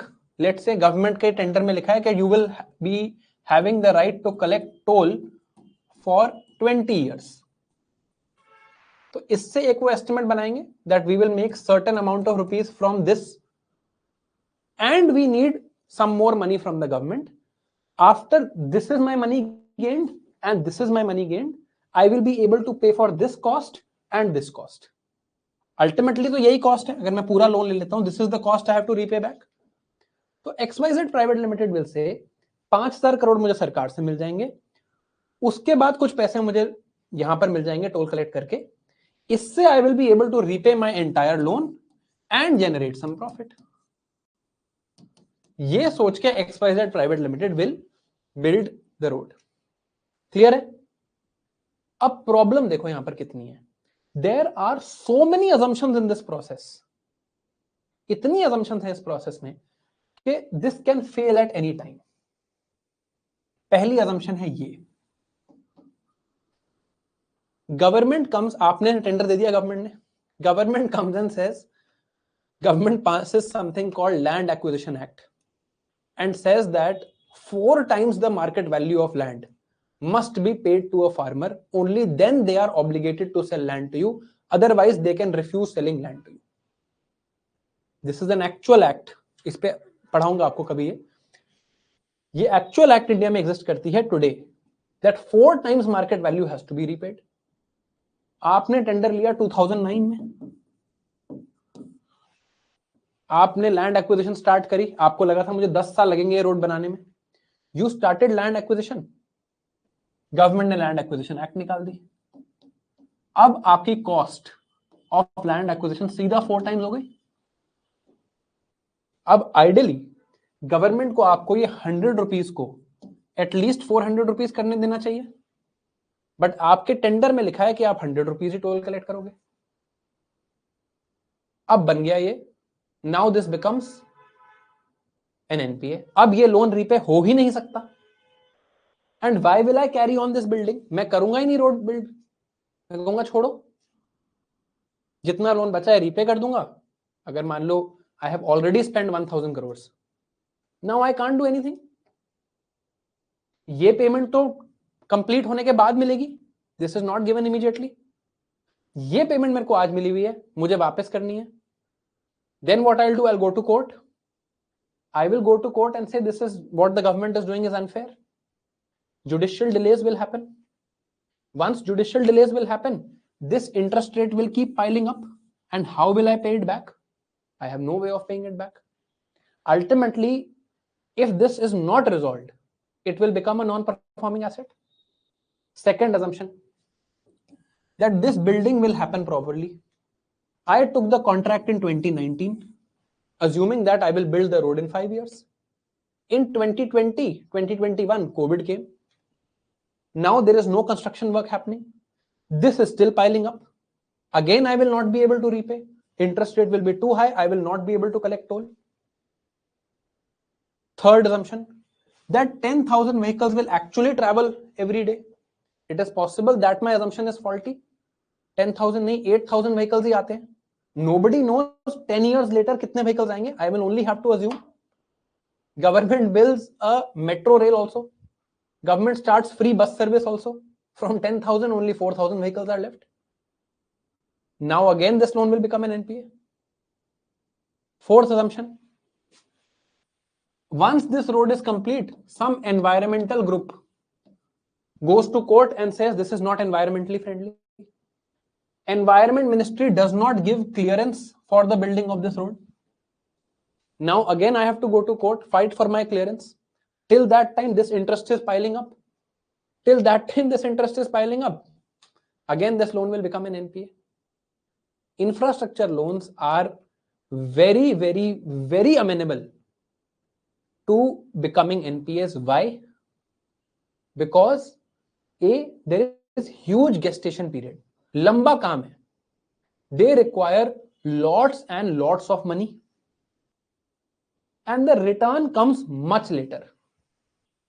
So infrastructure loan में NPA होना बहुत likely है. But infrastructure is also important for the economy. Infrastructure का multiplier effect है. Infrastructure से economy grow होती है ना? It is important that infrastructure is there. Roads नहीं बनेंगी, airports नहीं बनेंगे, ports नहीं बनेंगे, तो the economy will not grow. Now this is also important.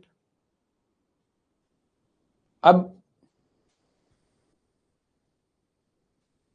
हर चीज दुनिया में एक रीजन से होती है। एक कॉन्सेप्ट ये लाया गया,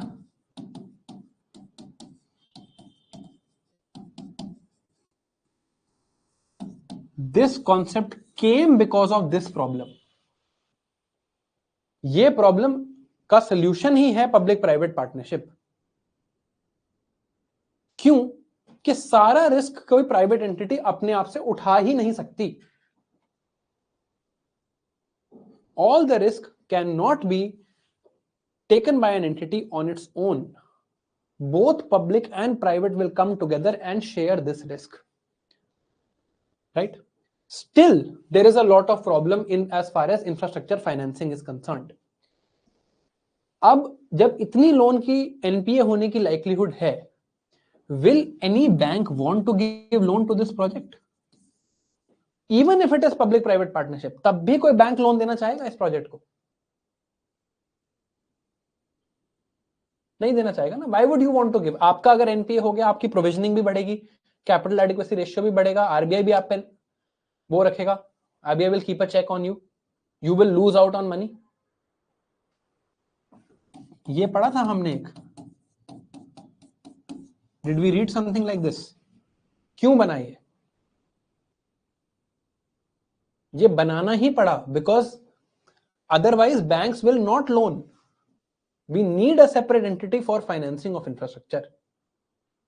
पूरा इंफ्रास्ट्रक्चर का जो टॉपिक है यूपीएससी में, उसकी क्रक्स यही है। If you know this, you know everything around it. ये पढ़ा था ना हमने NaBFID. This is the entire problem and the solution of that problem.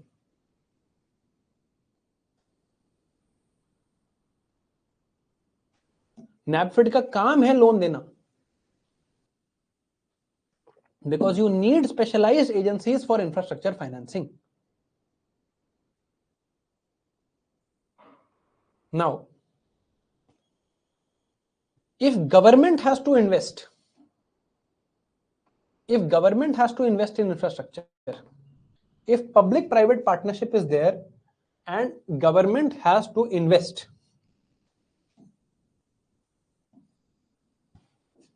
तो गवर्नमेंट को पैसे लाने पड़ेंगे।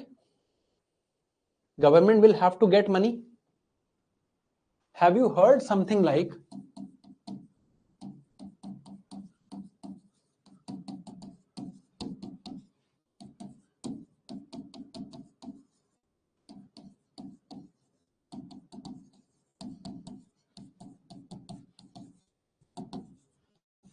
National monetisation pipeline?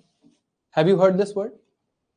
गवर्नमेंट कहती है हमारे पास बहुत सारे एसेट्स पड़े हैं, वी हैव रेलवे स्टेशन, हम ये रेलवे स्टेशन एक प्राइवेट एंटिटी को देते हैं और कहते हैं कि हमें आप, लिसन टू दिस चैट, अगर नहीं सुना तो कोई बात नहीं, if you haven't heard it, logic is very simple.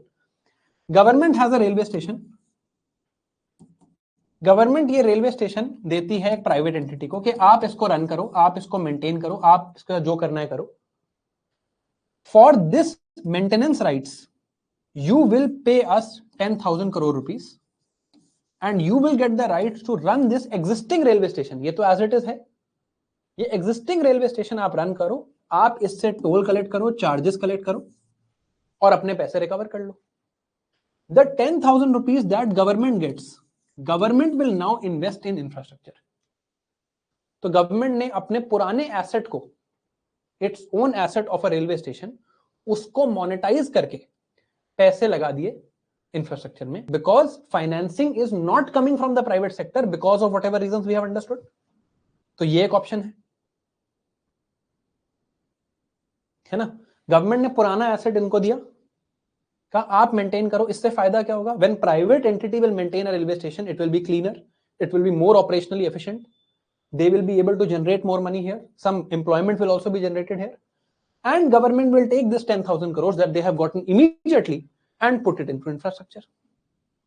एक प्रॉब्लम और क्या हो रही है यहां पे? प्रॉब्लम है अनप्रिडिक्टेबिलिटी की।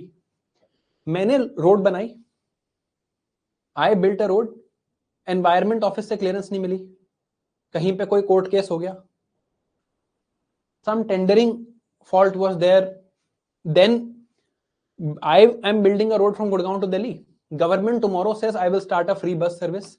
I will start a metro service from Gurgaon to Delhi. Now the moment Gurgaon Delhi metro is built, this road will lose its value. Now it is unpredictable for me. अब मेरे लिए unpredictable है और मेरे लिए invest करना एक problem है. तो गवर्नमेंट सेड कि हम क्या करते हैं, प्रॉब्लम क्या हो रही है यहां पे, आपने कहा मैं गुड़गांव दिल्ली की रोड बनाऊंगा, and you don't know what the government is going to do. You don't know what the government is going to do in the future, है ना. आपको नहीं पता गवर्नमेंट अब क्या करने वाली है, और क्योंकि आपसे कंफ्लिक्ट हो सकता है तो दिक्कत हो जाएगी, आपका जो रिटर्न यहां पर आना था वो आएगा नहीं. तो गवर्नमेंट ने कहा we will make a list of all infrastructure projects we are going to do. This will be first project, this will be second, this will be third, this will be fourth, this will be fifth. हम इसी order में अपने projects implement करेंगे और ये list हम सबको बताएंगे.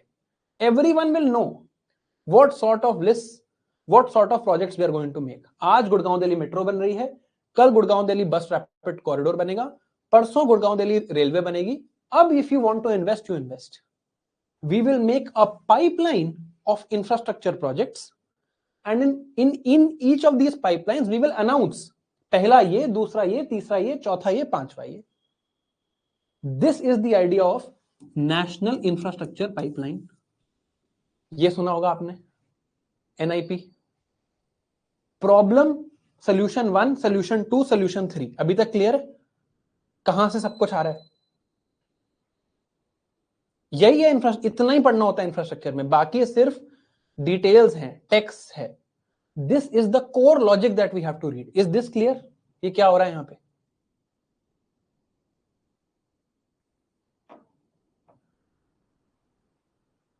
अब एक और प्रॉब्लम डिस्कस करते हैं इंफ्रास्ट्रक्चर की. Let's discuss one more problem. What is one more problem? Government says मैंने आज रोड बनाई, गवर्नमेंट कहता है हम रोड खोदेंगे, हमें यहां पे पाइप लगानी है, पाइपलाइन लगानी है ऑफ लेट्स से वाटर. आज वाटर पाइपलाइन लगी, रोड फिर से सील हुई. कल पता चल रहा है ये रोड फिर से खुदेगी, अब यहां पे इलेक्ट्रिसिटी की वायर डलनी है. This keeps happening. ये आपने भी देखा होगा अपने आसपास. ये क्यों होता है? Because there is lack of coordination. Government departments are not coordinating among themselves. Electricity department को रोड्स डिपार्टमेंट का नहीं पता, रोड्स डिपार्टमेंट को वाटर डिपार्टमेंट का नहीं पता. तो we said that we will build one portal and all the works that we have to do, they will be kept on this one portal for all departments to come together. एक जगह पर coordination होगी हर तरह के काम की, ताकि इस टाइप के इश्यूज ना हो. पहले पाइपलाइन डलेगी तो पहले पाइपलाइन डलेगी, फिर पानी जाएगा वहां से, फिर इलेक्ट्रिसिटी डलेगी, फिर रोड बनेगी. ये उल्टा सीधा प्रोसेस नहीं होना चाहिए. One central portal for coordination is called प्रधानमंत्री गति शक्ति इनिशिएटिव. ये टर्म भी सुनी होगी. Now is everything in infrastructure clear? क्या चल रहा है? Now you have a holistic picture of infrastructure in front of you. Problem क्या थी? Solution, solution 2, solution 3, solution 4. ठीक है. इतनी बार क्वेश्चंस आए हैं मेंस में इंफ्रास्ट्रक्चर पे. There have been so many mains questions on infrastructure. All questions are actually deriving from this only. यहीं से जो भी क्वेश्चंस हैं वो सारे यहां से आंसर हो सकते हैं. All of them can be answered from this. ठीक है, थोड़ा सा और पढ़ लेते हैं. मैं आपको भी दिखाता हूं इंफ्रास्ट्रक्चर के questions before we finish today. या चलो कल देख लेंगे. We'll see it tomorrow, not a problem. ठीक है. जितने भी आप इंफ्रास्ट्रक्चर के क्वेश्चंस देखोगे वो सारे यहां से सॉल्व हो जाते हैं. नाउ लेट्स अंडरस्टैंड हो क्या रहा था. Infra projects have huge cost of financing, multiple points of failure and very likely NPAs. इनके सॉल्यूशंस हमने देख लिए. We have seen the solutions for this. Other reason for NPA was poor risk analysis by banks. अब NPA से होता क्या है ये देखते हैं। एनपीए से दो चीजें होती हैं, एक होता है डबल फाइनेंशियल रिप्रेशन, एक होता है twin balance sheet problem. What is double finance, यहां पर खत्म करेंगे। What is double financial repression, what is twin balance sheet problem, अब ये देखते हैं। डबल फाइनेंशियल रिप्रेशन,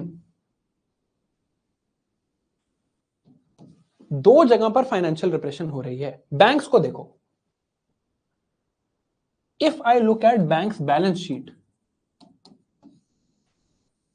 बैंक के केस में क्या हो रहा है, एसेट था लोन जो बन गया एनपीए, लायबिलिटी क्या थी, डिपॉजिट। यहां पर तो कोई छूट मिली नहीं, banks is still having to pay this interest, ये तो बैंक को पे करना पड़ रहा है। यहां पर bank is not earning anything, so there is asset loss and no respite on liability side, known as double financial repression of bank due to NPAs। NPA हुआ, डिपॉजिट पे तो कुछ चेंज हुआ नहीं, डिपॉजिट तो अभी भी वापस करनी है, इंटरेस्ट रेट देना ही है, और यहां पर there is loss, double financial repression of bank. NPAs also lead to something else. ये बैंक है, बैंक की एसेट और लाइबिलिटी शीट है, एसेट साइड पे है लोन, या इधर ही दिखा देता हूं आपको, this is the bank, asset liability, this is loan, this is let's say an infrastructure company। इस इंफ्रास्ट्रक्चर कंपनी की लाइबिलिटीज में है लोन्स, जिसने लोन लिया है, अगर मैंने लोन लिया है तो मेरी तो लाइबिलिटी है लोन, आई हैव टू पे back interest on this loan, मेरे को यहां पर इंटरेस्ट पे करना है बैंक को। Now because of policy problems, because of the issue of policy paralysis, के इंफ्रास्ट्रक्चर के एनवायरमेंट की पॉलिसी अलग है, एनवायरमेंट एनजीटी में कोई केस चला जाता है तो खत्म ही नहीं होता, सुप्रीम कोर्ट से कोई स्टे ऑर्डर ले आता है, लैंड एक्विजिशन की पॉलिसी अलग है, policies are not coming together, policies are paralysing the growth of the country. Because of this what is happening, this company now can no longer build the infrastructure it wants to, ये infra build नहीं कर सकती।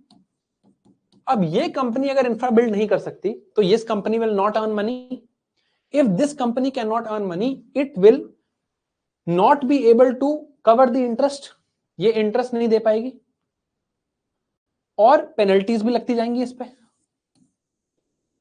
Interest भी pile up हो रहा है, project buildup नहीं हो रहा और पेनल्टीज भी लगती जा रही हैं।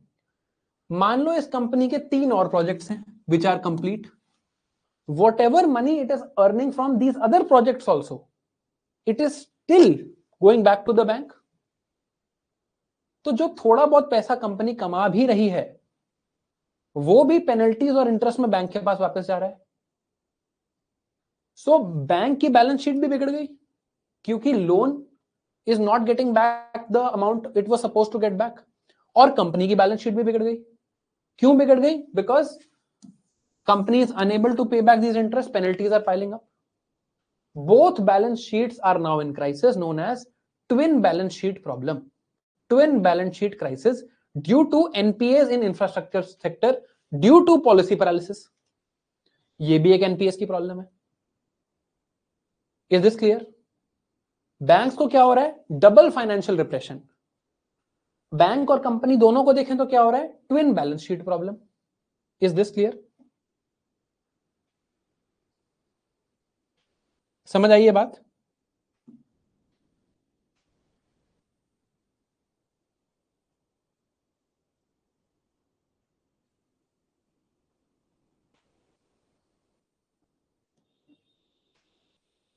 Is this clear?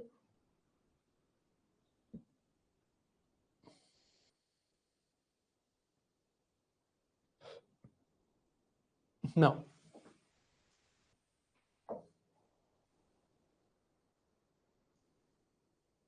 आपको एक होमवर्क दे रहा हूं, रीड करना IL and FS crisis.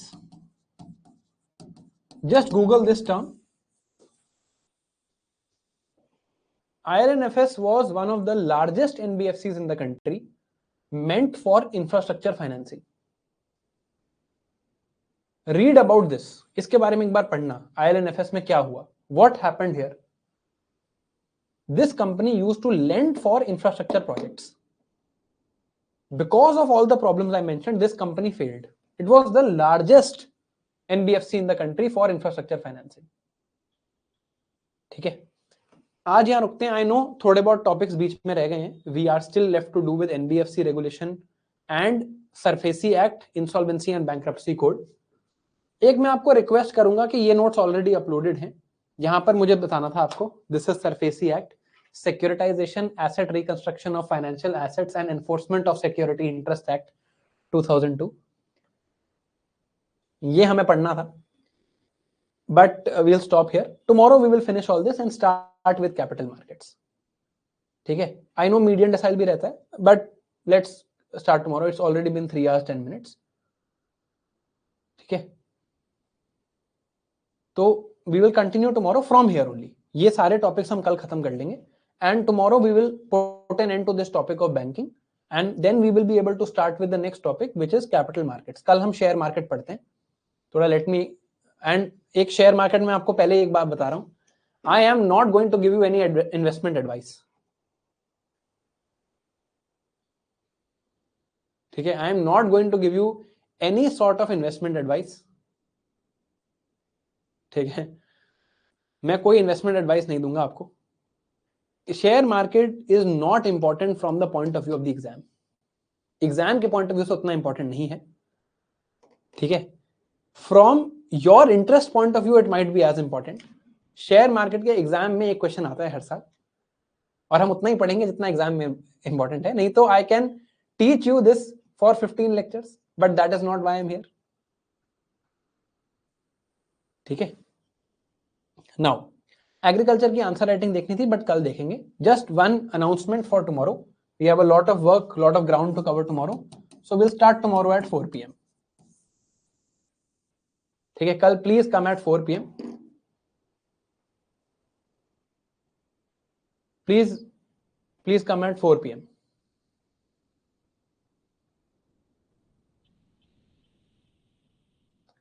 Priyansh, that plan starting from 6 January में पहले इकोनॉमी तो है, आप वो तो कर चुके हो ना. ठीक है, चलो, I hope you enjoyed today's class. I will now see you tomorrow at 4 PM.